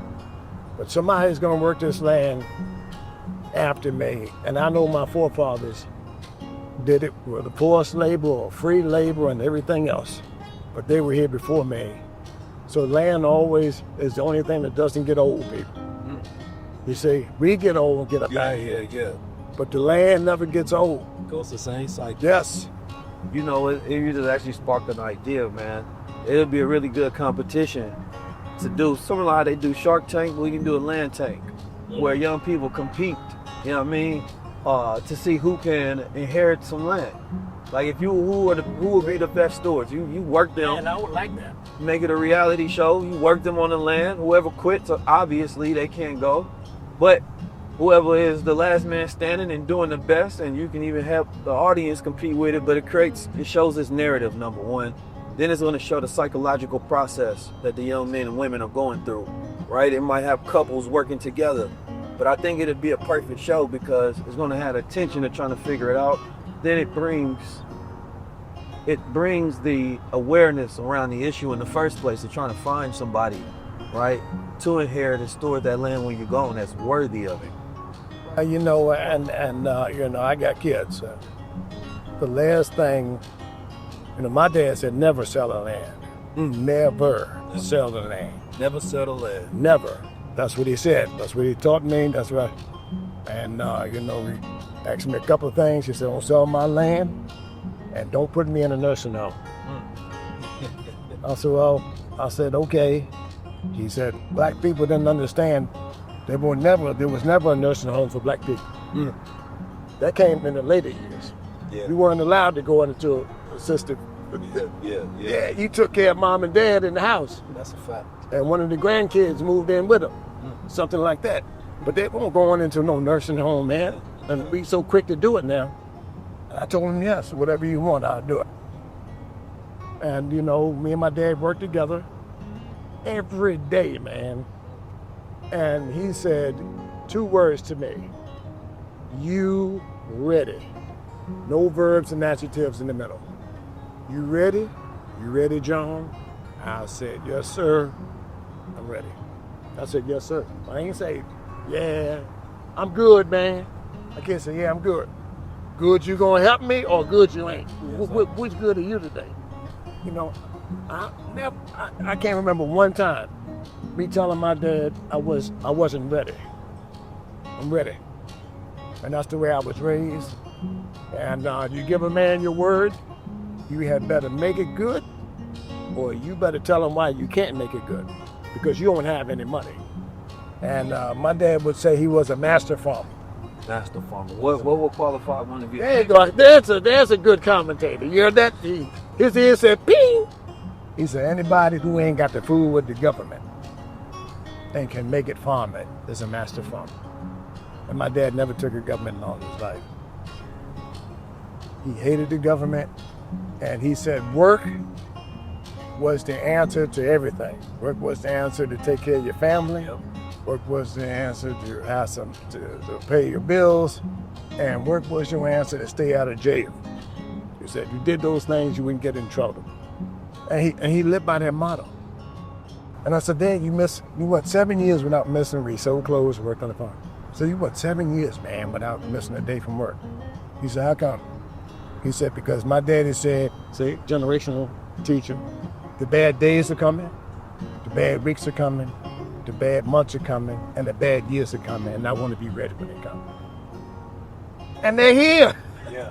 The bad days are here. Preparation. The bad weeks are here. And we're going to have a few bad years with this president. Yeah. And we need to be ready for it. Yeah. It's not going to be over next year. We got at least 4 years with this bastard, man. Excuse my French, y'all. But you got some years coming in with him.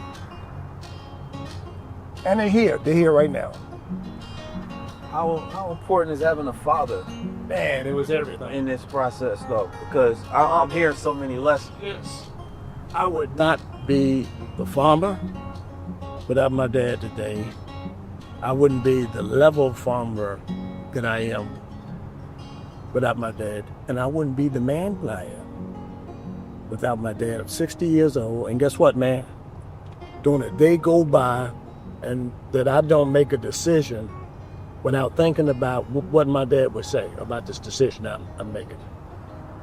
I won't do a lot of things because I said to myself, I don't think my dad would like me doing it. And I'm 60. Mm-hmm. That's the impact of a good father would have on his son. I don't like to spray all that stuff you asked me about. That's called a... So I can go ahead help you out there. That's called a pigweed. Pigweed. And I can't stand them. But see, you know I'm Muslim. We don't like pig anyway, so I'll help you with that. There you go. But you can see that some of these beans here are literally over my waist. Mm-hmm. Yeah. So these are the level that they could get to. And this comes from all of the rain. And let me check these here for and see them. This is how you check them. You see the blooms all the way up to the top. Each one of them represents a pod. They're gonna have a pod that hangs off, and they should have 3 in a pod. And based on the content of these soybeans, I think I would have three in a pod out here, which is a beautiful crop for me. So I need to get my machine ready for harvest, man. Yes, sir. I got something to get this year. Yes, sir. Yep. But I wanted y'all to see that. And that's how tall they can get. So you gotta use, most of the time you gotta use a pesticide to kill these pigweeds. They call it pigweeds? Yeah, herbicide. Herbicide, rather. Herbicide to get this. It's called pigweed. So it ain't good for nothing. No. And if they can make something for it, I hope they do. And I got plenty of it. I don't like it. Now I can leave that in there to still go through my machine, but it'll be hard on my machine. Yeah. Yeah. See how thick this is? Yeah. So this dries out. This dries out the same way the stem dries out. But look at the difference in the level of the stem versus the pigweed. See how thick that is? Yeah. Versus how thick that is. You see? This all dries out, it'll be dry. And so will that pigweed. And then it goes through the machine and it thrashes, and the combine will throw the debris out, all this stuff, and the beans will go up in the hopper. Mm-hmm. So anything that causes that process to slow down makes a slower harvest for me. Yeah. So I don't like that, but I'll deal with it. Yeah. So this is ideal for growing. Yeah. But you could see, I got a decent crop this year. I planted these a little later than the ones you see it coming in on that main path. Mm-hmm. Right. But like I said, this is cleared land, and this is what some of the debris looked like when I cleared it. So this is what's left that you can't get up with the bulldozer. Mm-hmm. It has to rot on its own process, which it's doing. See it? Mm-hmm. And this is what you want. But I cleared the land, and I chose to put it in production, something I was already doing. And farmers don't get raises on the commodity. They get raises based on land that they're able to accumulate. That's how farmers get raises, not through the market prices. You can if it goes up, but to stay in the game, you need to expand your operation with good, healthy soil. Mm-hmm. This is your answer to getting a raise on the farm.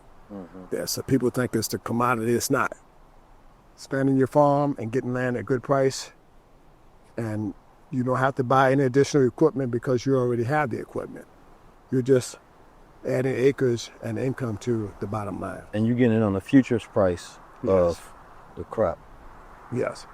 Or the commodity, rather. And that's what I did here. So I took some timbered land, cleared it, and I put it into production, and I built the land up. And you can see it's healthy land, and it's really coming along pretty good here. Those are nice beans, and I'm really blessed to have a good crop this year. I didn't know how good it was till you come in. I really took a little time to look at it. Most of the time I'm driving through to see what it needs and on to the next farm, but I spent the whole day here today looking at the crop, and I'm really pleased with it. Thank God Almighty for the rain. Yeah. It's a beautiful day today. Beautiful day, and thank you guys for coming, man. Thank you for having us. And and for the people that are watching, it took us an hour to tour 1,100 acres, and you guys got to see what that looks like, with your own eyes. And it's possible for others to do it. That's why I wanted you to see it. You know, you can't visualize it unless you see it. So you guys have seen it. This is what it looks like, and it's hard work, but you can do it.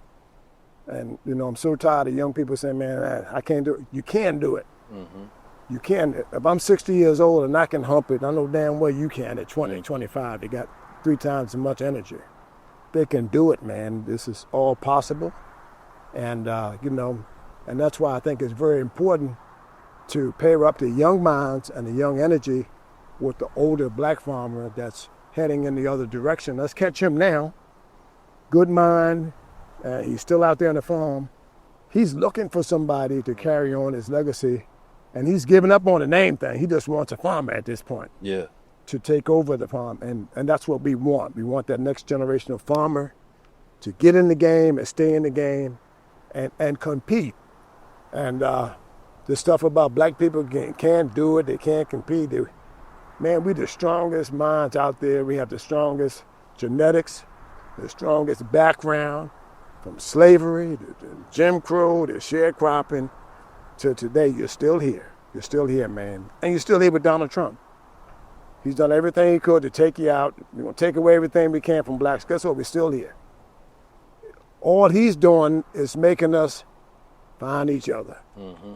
That's what this president's doing. Thank you, President Trump. Thank you for the unity. There you go. That's it.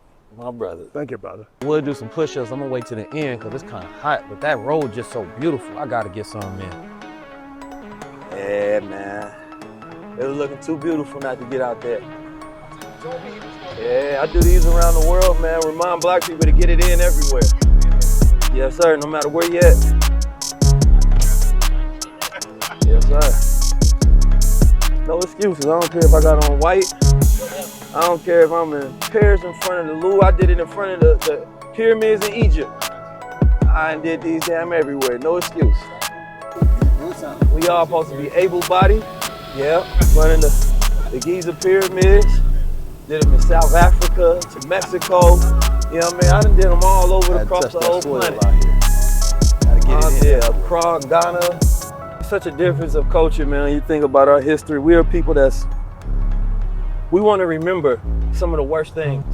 Yeah, we do. That happened to us.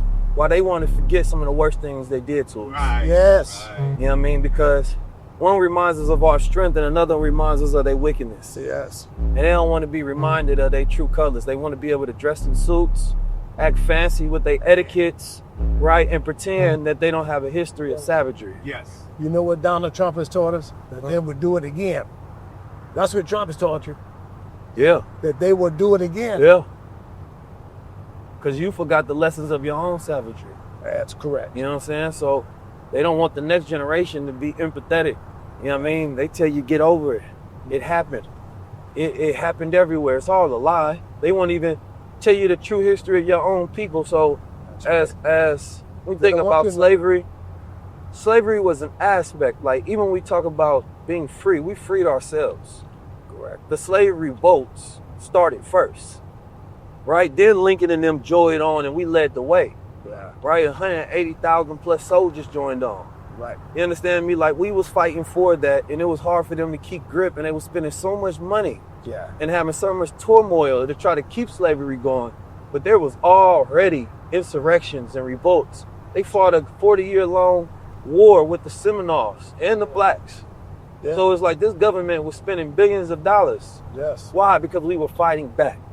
But they don't want you to narrate yourself as a warrior class. No. You know what I mean? Because then that changes your histories from feeling sorry for yourself to feeling empowered from yourself.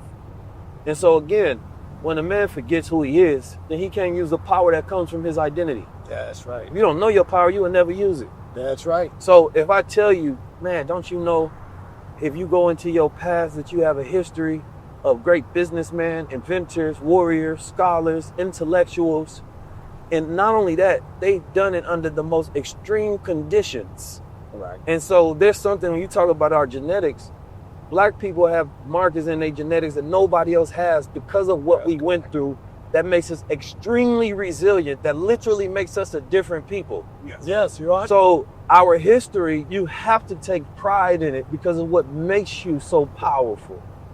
But if they can keep you stuck and keep you distracted and keep you stressed out, you don't have time to use your goddamn power. That's right. No question. There ain't nothing else you need to do to black people besides remind them of who they are. That's it. If I can get you to know who you are, we win. You win. I don't need, you ain't gotta pick up nothing. It just reminds you of who you are. Yes. You stop killing each other. You understand me? You stop hating on each other. You stop having these fractured relationships. Yeah. You repair your relationships to the land, to your family, to yourself. That's right. To your original spiritual identity. You understand me? To God. And then all of a sudden you start building like you always did. You start thinking like you've always did. You start moving like you've always did. And your imagination is being fed. And therefore you start creating a reality in the world that looks like yours. That's correct. I want to thank you, brother. I appreciate you. Yes, thank we you love for all you, the man. work that you've done. We love you, man. It ain't too many brothers that have stood on it for us. We appreciate You know what I mean? Unselfishly. We appreciate it. And We guess what? appreciate you. I see you as a product. See you as a product. Go to work. That's what I'm living for, and this is what I want to see. When I then looked at some of the stuff you're doing, man, that's what I'm all about. You hear me? And if I can help lift you up, make a call, that's what I'm going to do. That's where I am in my life. You see, I'm 60. You got some good years ahead of you, man. I'm telling you, it's coming. Likewise. It's coming your way. It's coming your way. I want you to be ready for it. That's my prophecy for you. Yes, sir. I want you to surround yourself with people that believe in you, and want to push you to the next level. Yes, sir. That's what I want you to do for me. See I love you. Well, you too, brother. I'll go to the next farm. Yes, sir.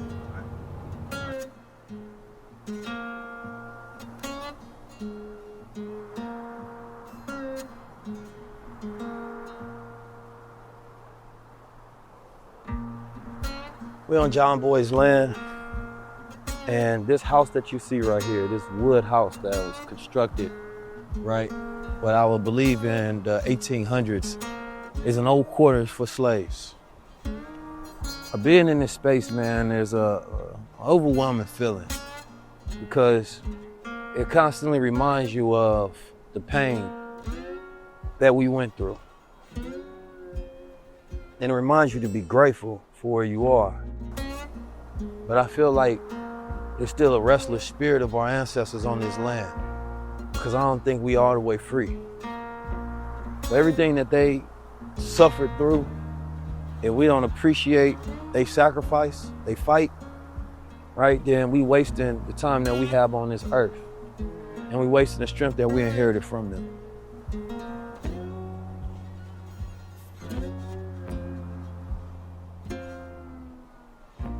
Sometimes visiting makes it real, man. Virginia was the first stop, so-called, in 1619. Jamestown, Virginia, to be exact, when they brought the slaves over. So this would be one of the first places that captured Africans would come over and they would see. Every time we get caught up in our mundane lives, on our phones, doing social media, living in America, but being disconnected from the history and the heritage of America. Next time you feel like complaining, I want you to think about those spaces where we ain't had no freedom to complain, no time to think, no time to imagine, but you got all that freedom in the world. Are you wasting it? Or are you putting it to good use?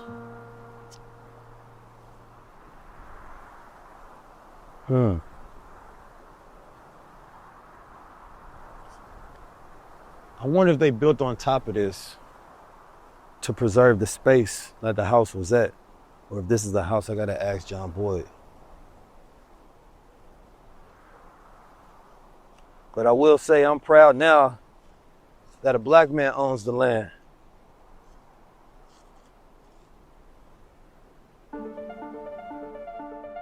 It's a sign down there are some of the organizations that used to do slave trades. Goddamn bastards. But when you talk history here and when it's Richmond, it's gonna be black history, and 9 times out of 10, it's gonna be something dealing with slavery. Yeah.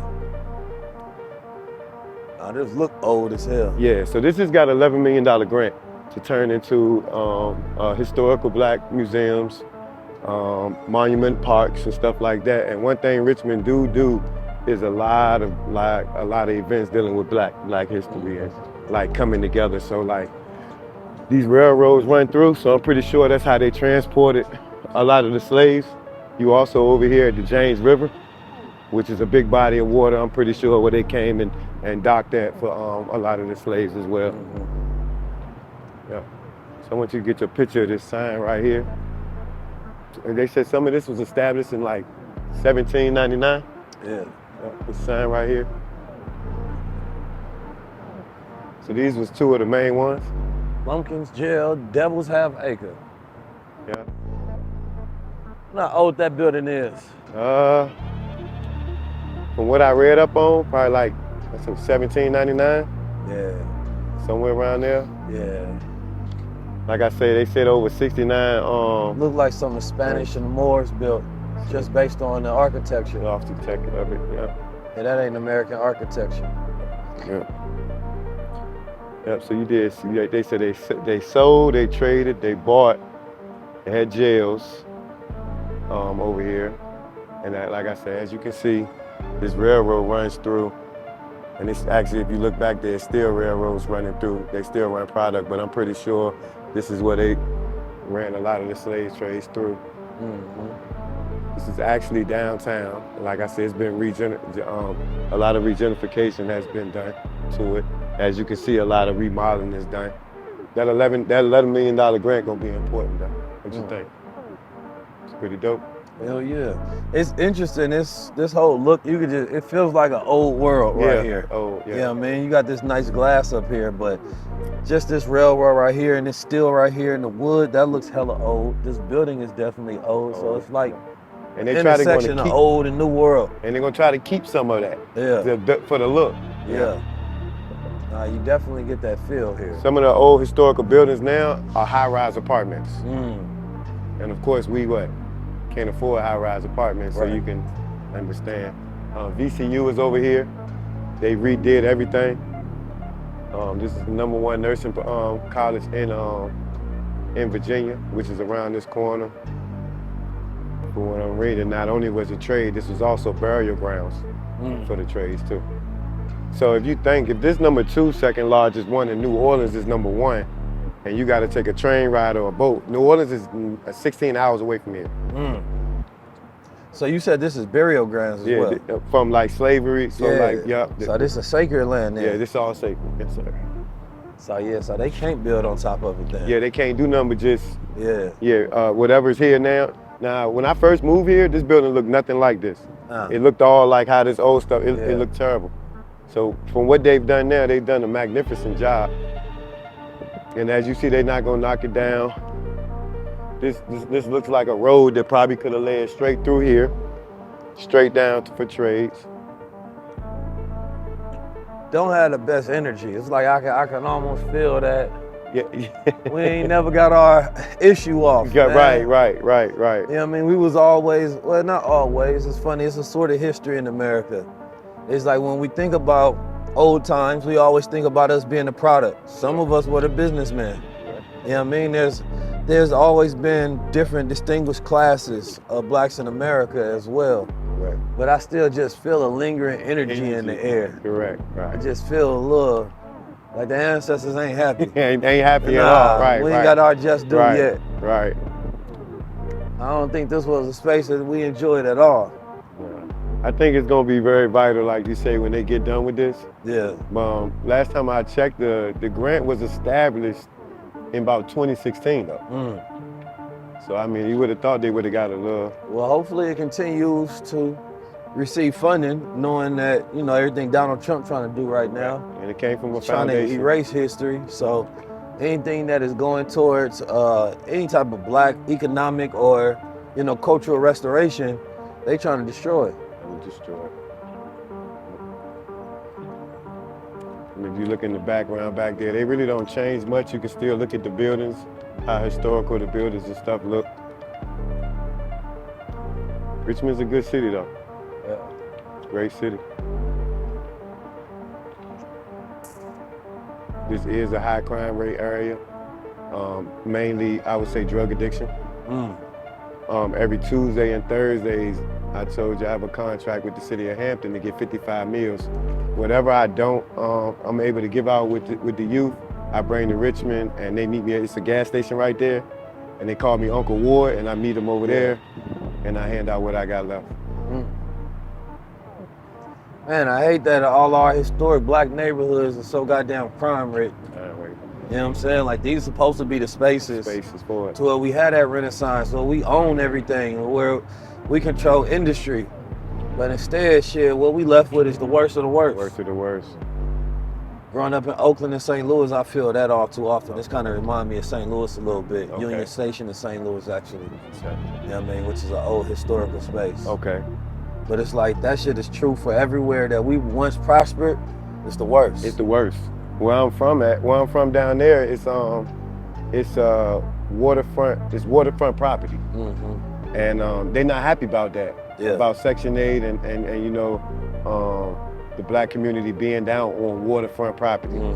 Donald Trump brought a lot of that land back in like 2013, so it doesn't even look the same. Majority of the housing development is tore down. The renters went up. I know a young lady told me about 2 weeks ago, she was paying about $675, and now they put a note on her door and they want $1,250. The only thing a racist hate more than a black man is a successful black man. Successful. That's why they always hate the uppity Negro, they call him. Man, you just mean I'm successful? Yeah, man. But not only that, shoot, everybody hates a successful black man, even our own. I like that, definitely. Success is something, man, it's a double-edged sword. Definitely. You know what I mean? People will kill you for it, they hate you for it. Then they want the same thing you got. It's an enigma. It's crazy. Richmond, Virginia was known as the Harlem of the South. You understand me? Or some called it Baby Harlem. You know what I mean? It was thriving so much that they even turned it to Black Wall Street. It was a place of, similar to Harlem, of course, a place of thriving entertainment, culture, right? They had their own spaces similar to like the Cotton Club out here. That was the, what was theirs called? This was the Hyperdrum, you know what I mean? With Duke Ellington, Ella Fitzgerald, and even Bojangles came and tap dance out here. You know what I mean? So right now they're still trying to revitalize, and there's revitalization efforts that happen. But I don't think that revitalization is going to come from the government. I think the revitalization comes from the spirit of the people. But mostly there's probably a lot of people in Richmond that don't even know their own history, that there was once a thriving Renaissance that even existed here. You know what I mean? With deep economic and cultural impact, right? And so having the next Renaissance, that Renaissance X, and call it X is because it's unknown what it would look like. And it's our goals to solve for that unknown. What does a Renaissance look like in our time? You know what I mean? In these spaces where typically have high crime areas, right? A lot of it is usually spaces too, we used to thrive at a high level, but we're disconnected from that history. And if we can put that narrative back in our heads, then we can understand that there's a spiritual reawaken. So I would love to see Virginia reawaken that spirit, you know what I mean, of the Renaissance. And that's why I wanted to come out here, and that's why I enjoy my time out here, because there is high frequency, right? There is history all around us. And so while we may be worried about blood feuds and spats and issues that's happening in our households and our neighborhoods, we have to remember that we exist on a timeline of cycle systems and patterns. And at this time that we're living in right now is the most important for us to have a reawakening and a rebirth of that spirit to where we have a cultural renaissance, where there's a new man, a new mind, and a new time that we take over. So salute to Virginia. I look forward to your future. Even when we was in Ghana, it was overwhelming at that slave castle. I don't particularly like visiting spaces like this. But I'm reminded when you come to these places, what we're fighting for. We're fighting to make sure that this never happens again. I'm a young man that gets to travel around the world freely. They travel from Ghana to here, not because they wanted to, because they was forced to. I think it just makes me eternally grateful. I think it puts the battery in my back to continue the mission. But also it's just an eternal sadness that come along from this, understanding human nature, understanding how power corrupts, understanding how we've been used, abused, beaten, raped, destroyed. And people still want to keep us down, even though we done went through everything for everybody. And I think it's time for us to really take over things for ourselves. We ain't got nobody to look out, because ain't nobody gonna look out for us. Ain't nobody gonna save us. Ain't nobody gonna help us. The only thing gonna happen is if we decide to have that pride within, we decide to have that knowledge of self, we decide to unify and have those skill sets to make sure that what happened before never happens again, unless we're talking about our victories.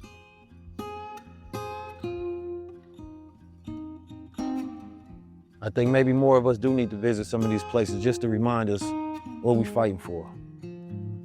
Because I think we done lost sight of it.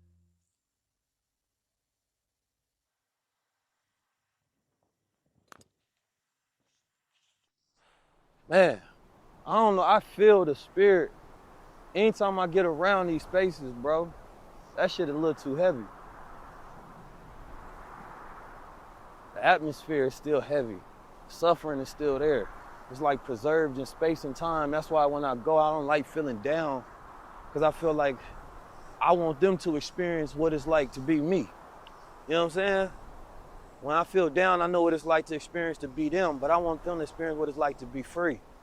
That's why I want to make sure I go there with strength, so they understand that, man, I'm carrying on, because time is circular.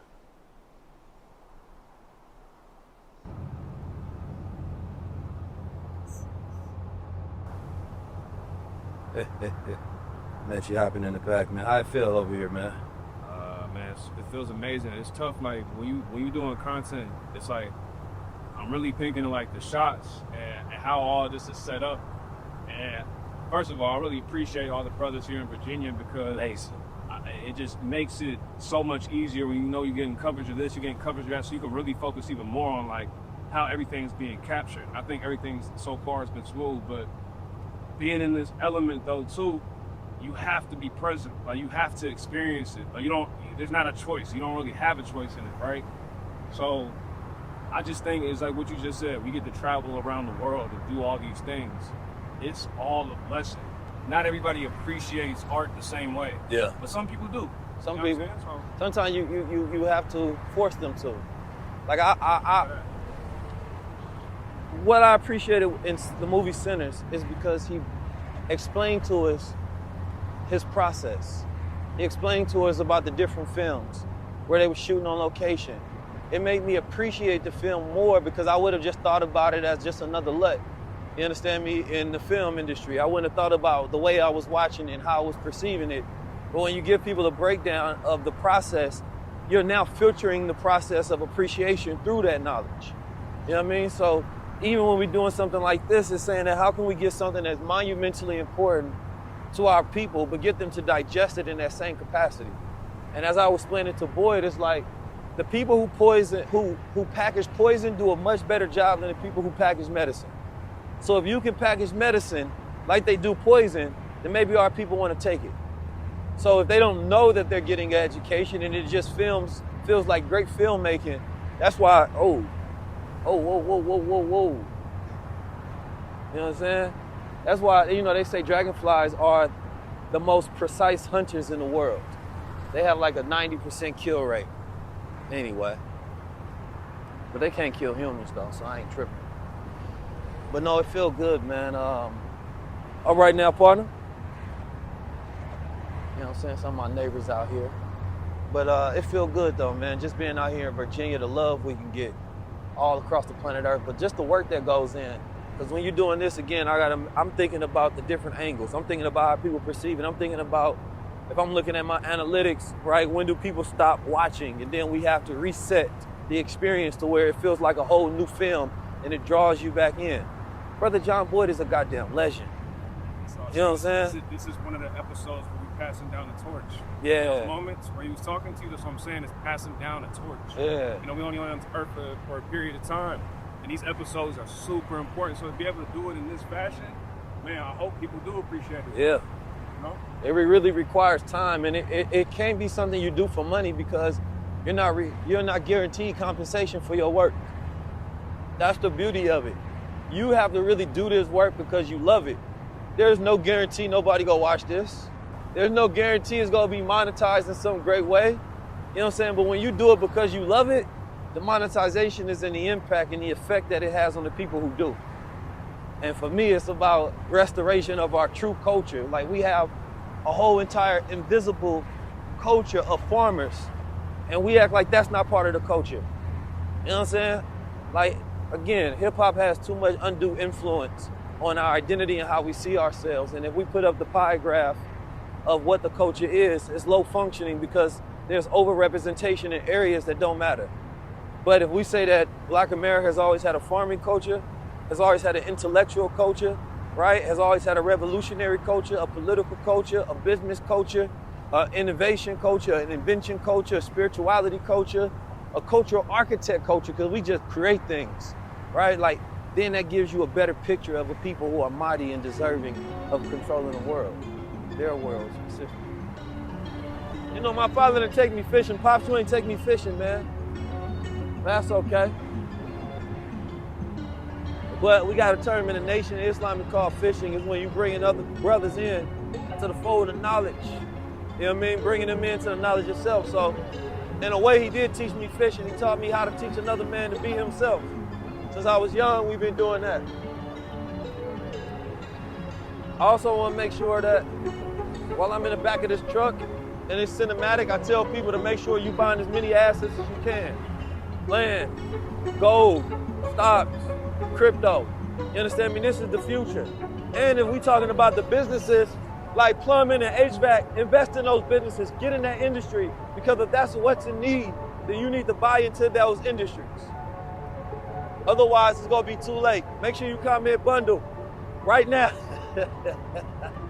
You gotta do all your promo, you gotta get all your promo up. But I'm serious, comment bundle right now. Get everything I ever put out because it's gonna be too late. I want you to get the information while it's still worth something and you can still execute. This is what we call the late majority. You understand me? A majority of people are still late. We have exited the early majority, but it's still not too late. You want to make sure you're able to front run institutions. You want to front run the average Joe, right? To where you can get in, and by the time they get in, you already got your bag in.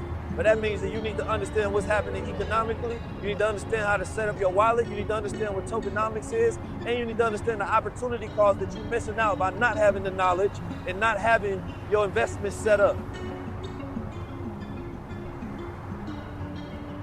It's now or never. There's no tomorrow. There's no next minute. There's no maybe later. There's no, oh, I'm going to think about getting it.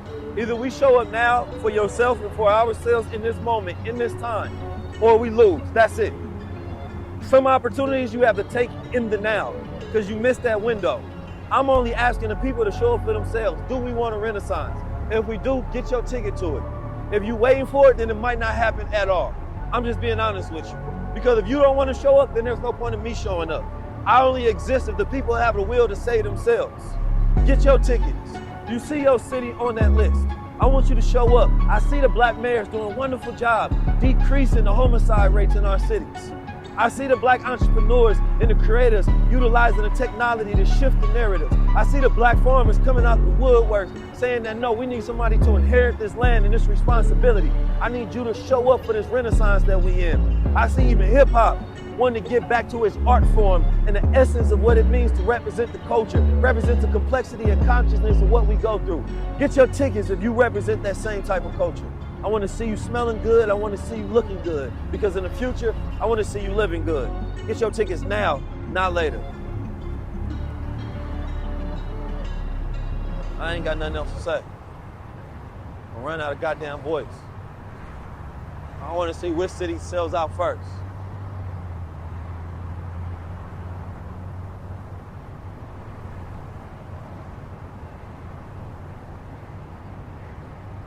I'm gonna keep just looking in the wind until y'all get y'all ticket.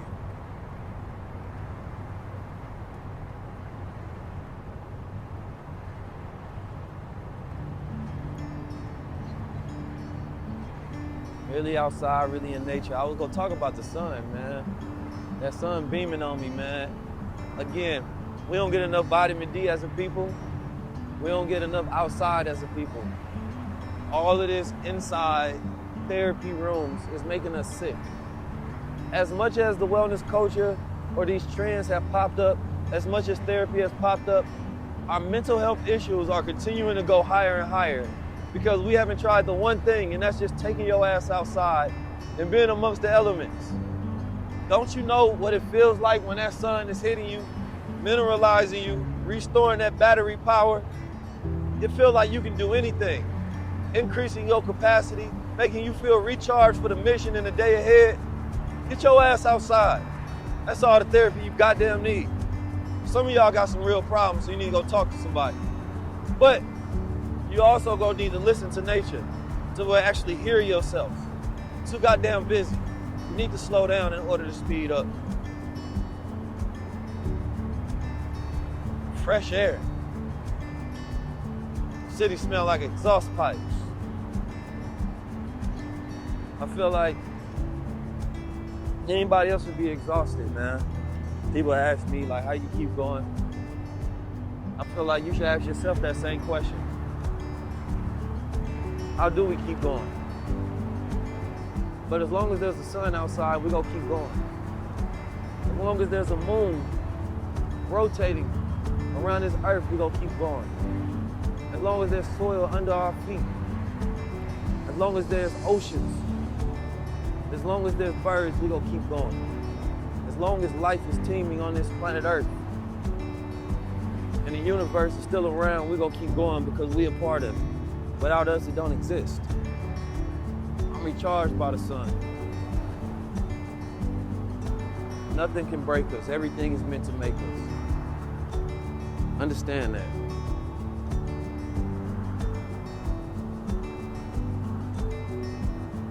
Right now, we had to go eat on the boys' farm. We're gonna have some food. We're gonna chop up some yellow watermelon, and they have some dishes prepared as well. It took us a couple hours to get out here, but this has been definitely worth it.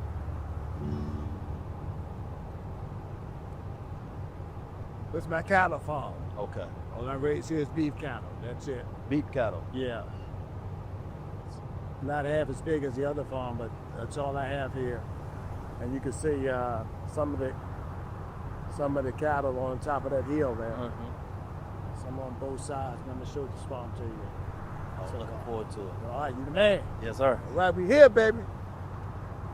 The U.S. cattle herd is as low as it's ever been since 1951, meaning that there's less cows in America than there were during our great-grandparents' era, or our grandparents' era for that matter, depending on how young or how old your grandparents is.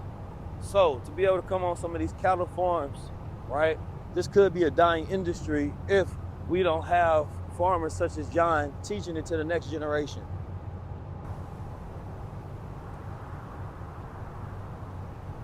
Beautiful.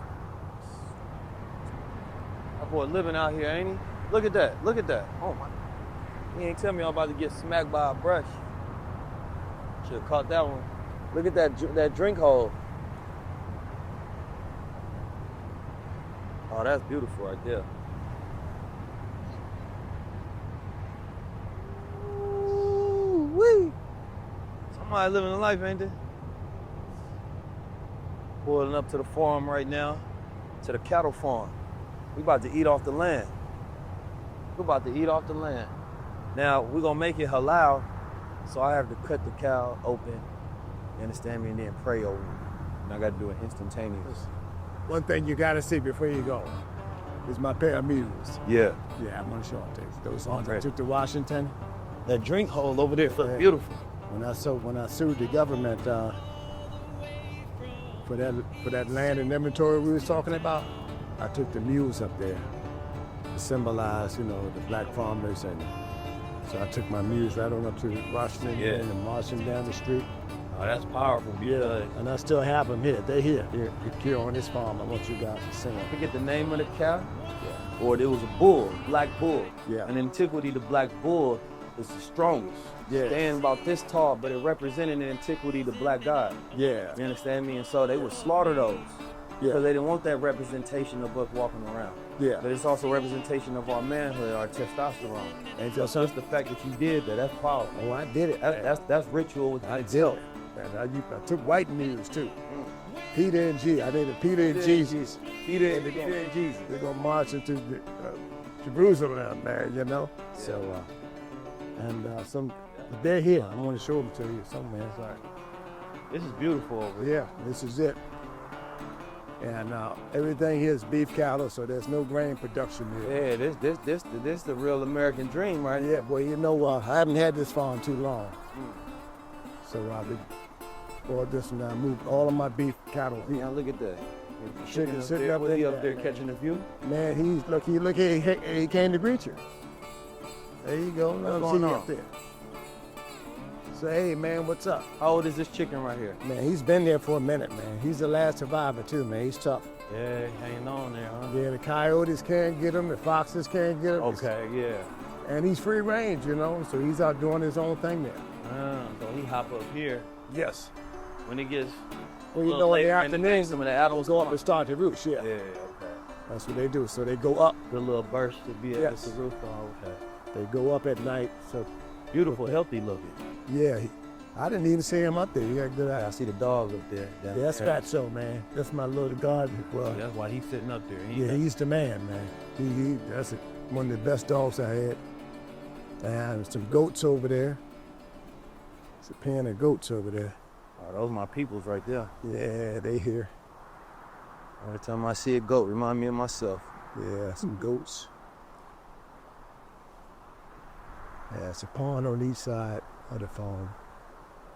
You got coyotes and foxes around here? I got coyotes here. I've seen coyotes and foxes here.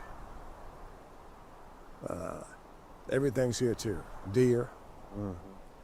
So all yours are classified as free range? Yeah, these free range, right. Yeah, they get out when they want and all that stuff. I don't put no pressure on them. They out here doing their thing. Mm-hmm. And the cattle is grass-fed. Black Angus, I got one or two in there, but mostly Black Angus cattle. And, you know, we want to get our own processing plant and, you know, start processing our own beef and helping other black farmers package their own stuff so they can sell it. Yeah. That's one of the initiatives we want to do. We're working on that. Man, this is right here. Beautiful. Yeah, it's a pretty place. And like I said, I hadn't had this farm long. It was a guy who said, hey man, you want to buy my farm? It's a white guy. I said, boy, do you want to buy my farm? How much cattle do you have? I got 150 head here, I know. Okay. Yeah. And maybe a few more. Yeah, I got some horses here. Yeah. See, I saw them out there in the water hole. Yeah. Some of them get in the water, and some other guy said, I got a pair of mules here, man, that I took to Washington. I want you guys to see them. Oh, yeah, that's yeah, they here. Some mules. Yeah, they white, man. They white. Peter and Jesus. Peter and Jesus. You know, Jesus rode that white donkey in the Galilee, man, in Jerusalem. There you go. Yeah, man, this is it right here. Yeah, it's a beautiful farm. Kind of sets up on the hill. Yeah.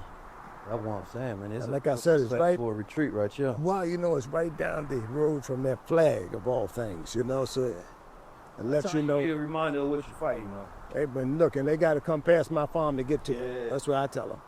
Yeah, that's just them being goddamn salty and envious. Oh, man. They don't ever want us to feel like we belong. Yeah, that's it. When we feel comfortable, they know what we do. Yeah, that's right. Can you believe this one open? Well, nothing in here. These are my combines that you asked me what I harvested with grain breath. How much is each one of these machines? Those are smaller tractors. These have bush hogs on them. This is what I use to cut the pastures with. Yeah. This may be, this is a 48 horsepower tractor. 48 horsepower. That's 52 horsepower. What's the approximate cost on something like this? New or used? This one is about 25 with the bucket on it. And this is about 25,000. Yeah, about 25. That one was about 15, 20? Yeah, 15. And this one is 85 horsepower. Generally, when the numbers on the front tell you the number of horsepower. And 85, this is 85 horsepower. What's the approximate cost on something like this? I would say about 30. About 30. Yeah, four-wheel drive tractor. It don't look like much, but it's four-wheel drive. And again, we use it to bush hog the pastures, cut the top of it. Yeah, keep the grass. Are you looking to upgrade some of the technology? Well, yeah, I am. I remember I went to the I would love to. show. Yeah, did you? Yeah, so I was able to, see some of the new technology that they got for farming, and it's impressive. I must say. Man, they got some stuff out there. They got some stuff you be sitting at home operating the whole goddamn farm. You can plant with it and program it, and the satellite will plug it in and plant it. Yep. See, that's something that I feel like you teach the old ways and teach the new ways and combine. That's right, and combine them. But remember, we was coming in the low grounds. I would say if you can get some young people, to take that farm to that level. Right. See, they don't know what skill sets they have will be. It could be a young man that's into drone piloting, and he don't. Yeah. That's a skill set he can use on the farm. That's a skill set, man. Yeah. That he could use. A lot faster. Thank you. He being defensive right here. Yeah. For the little one. Yeah, he got his little balls out here. You watch him. Yeah. Hey, relax now. Yeah, he'll be all right. As long as he catch the slowest one of us, I'm all right. As long as he doesn't catch a vibe from you that you're completely scared of. Look at that one right there, though. That's a beautiful one. That black one right there. Yeah, he's pretty, ain't he? Yeah, they're pretty. He's sitting there looking like a god over there, aren't you? Yeah. He don't even move. He just know he the blackest out there. Yeah, that's right. Y'all move on my way. You feel me? And this is the time of afternoon when they come out.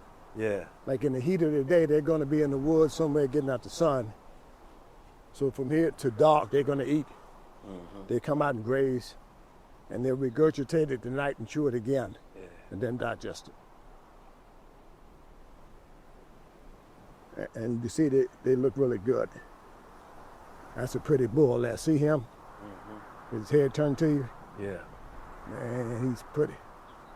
See the head on him, and see how straight his back is? Yeah. Look at that bull right there. See how straight his back is? He's pretty. His head ain't too big, and he won't have big-headed calves. So the bigger the head, the harder it is for the female to push him out, the calf. Yeah, you don't want that. So you want a bull look about like he does. And I keep some young bulls in here because they'll fight for territory and get ready to testosterone. See, how them young bulls be in Philly. That's exactly how they are. These are my white mules here. And I took them to Washington. Wow. Majestic looking. This is Jesus and Peter. Come on, Jesus. We still need Jesus. And look at this one here. This near jealous. Where you going? All right, ain't nobody but some business. Come here. Just sweating. Ran right on up, though. Yeah, he's pretty. Stop. Don't got nobody. He'll nibble on you. He got his jewels. Beautiful. Yeah, he's pretty, ain't he? Well, we had him here from a baby. He was born here, and his mother is that tan-looking horse. When you came in, that's his mother. Yeah. So I had to get that shot from right here. These two right here, beautiful, like the gateways. They are pretty. Yeah. You ain't surviving there, brother. Yeah. Well, he came right up because he saw them getting attention. And he didn't want to give up the attention, That's it. Yeah, that's all. Jesus. Peter. Come here, baby. All right now, relax. Yeah. They see you right in, they know you're new.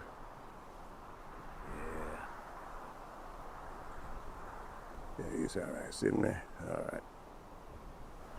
And animals can get your spirit too, And if they know that you're afraid of him, he's gonna try you. Makes him afraid. He wants some nibble now, see, watch him. So I try to break him out of, trying to nibble that. Nibble and stuff. You're supposed to tap him with a flashlight on the nose.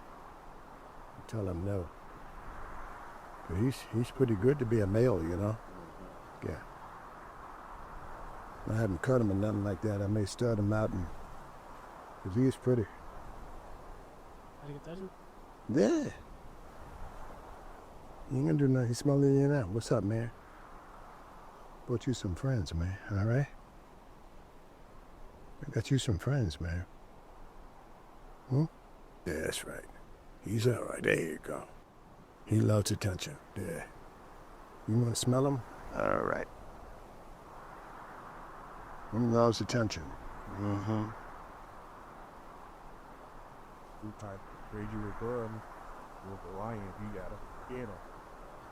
Yeah, you want to stay in front of him. Yeah. You're in the back end, he's in charge. Mm-hmm. You're in the front, you're in charge. Yeah. So he can kick you at the side, you know, kind of. If you stay in front of him, you're in charge of the animal. Yeah, but this is it. And the white ones act like shy twins. Yeah, they're a little shy too, yeah. Well, he came over and started blocking as soon as they came to you. Yeah. That's what he was doing. Oh no, we ain't getting no attention. I ain't around here. Need some love. So these are all males? These mules? Or the cows? No, that's the female, see them nursing? No, the horse, the mule. Oh yeah, they've been cut. Okay. Yeah, those two mules been cut. They're brothers, but they've been cut. They get along good, they travel together and all that stuff. Yeah, that's beautiful right there. Come here. Yo, Jesus, Peter. Come here. Peter. Listen, Jewel done fell down. Look at him. I don't know. I figure somebody might. Yeah, he needs a girl around here. Yeah. He's sniffing the wrong genitals. You see him manure like that, that's good. That's good stuff? That's good. Fertilizer the ground? Plenty water and feed and this digestive system working. Wherever that came from, that's good. Man, stop blocking. Every time. Yeah. Damn, they beautiful. They do majestic. Yeah, they're pretty, aren't they? Trees are almost like a reverse form of thunder. It's just spreading of energy. But they keep record. Let me grab that watermelon out the car. Any way you can get there, get there. Whether you're in the back of a car, whether you're getting on a plane, whether you're getting on a train, because we ain't got no excuses. We coming to your city. We coming to New Orleans, we coming to Detroit, we coming to the Bay Area, we coming to Chicago, Dallas, Houston, Memphis, London, Ohio. We coming directly to you, but I need you to come to us. Meet us halfway. Go to 19keys.com/tour. Let's make sure this goddamn renaissance happens. No excuses. I want to bring everybody to the table, all skill sets to the table. We want you as a partner in the future. Come tap in with the gods.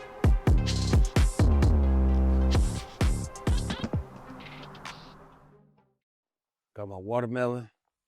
About to go share this. I got this out. Got this when I was in Hampton, Virginia.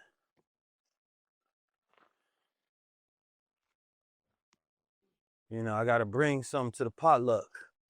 That's good luck. So right here, this is my offering. A big juicy watermelon, yellow in the inside. Still had the stem on it. Fresh, I ain't worried about whether it got seeds or whether it don't got seeds. Nah, in nature, baby.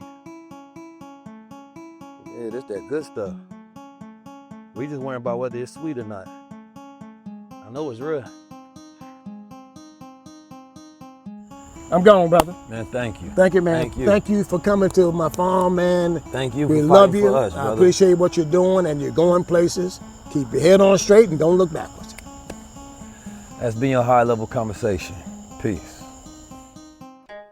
We just toured 1,100 acres, and we're at the end of John Boyd's farm. John Boyd is a legend. Everything from being a fourth generational farmer and his father being a master farmer, for being a fighter for farmer rights, specifically black farmers. He'd been through all of the discrimination, yet he is a showcase of resilience. He's an asset to our community that most people have never heard his name. He fought for cases going into all of the courts of the land and ultimately winning billions of dollars for farmers, and he hasn't given up. And now he's at this point in time where he's thinking about who will continue his legacy. In a space where it feels like we're disconnected from our history, he's holding on to that spirit. He's the last titan of his time, but we don't want him to be the end of his line. We want this to be a renaissance where we connect back to nature. We can't be a spiritual people if we're not connected to the land. We can't have a place that we belong, and we can't look for it anywhere outside of self and right here underneath our feet. We are not just supposed to be leaders, but stewards that inherit ownership and responsibility. And I think the promise of the next generation is learning how to take care of land, because you learn how to take care of self. I want to thank John Boyd for showing us across his land, for showing us the rivers, for showing us the crops, for giving us the knowledge that is passed down, typically orally, but this time we make sure that it's documented over space and time, so that no matter where you're watching this from, you have this opportunity to be able to learn, just as you was one of his sons or one of his grandsons. I think this type of wisdom has been missing in our community for a very long time, but it's time we rebirthed it, because it's time for that Renaissance X. As we had this high-level conversation with John Boyd, somebody that everybody in Black America should know.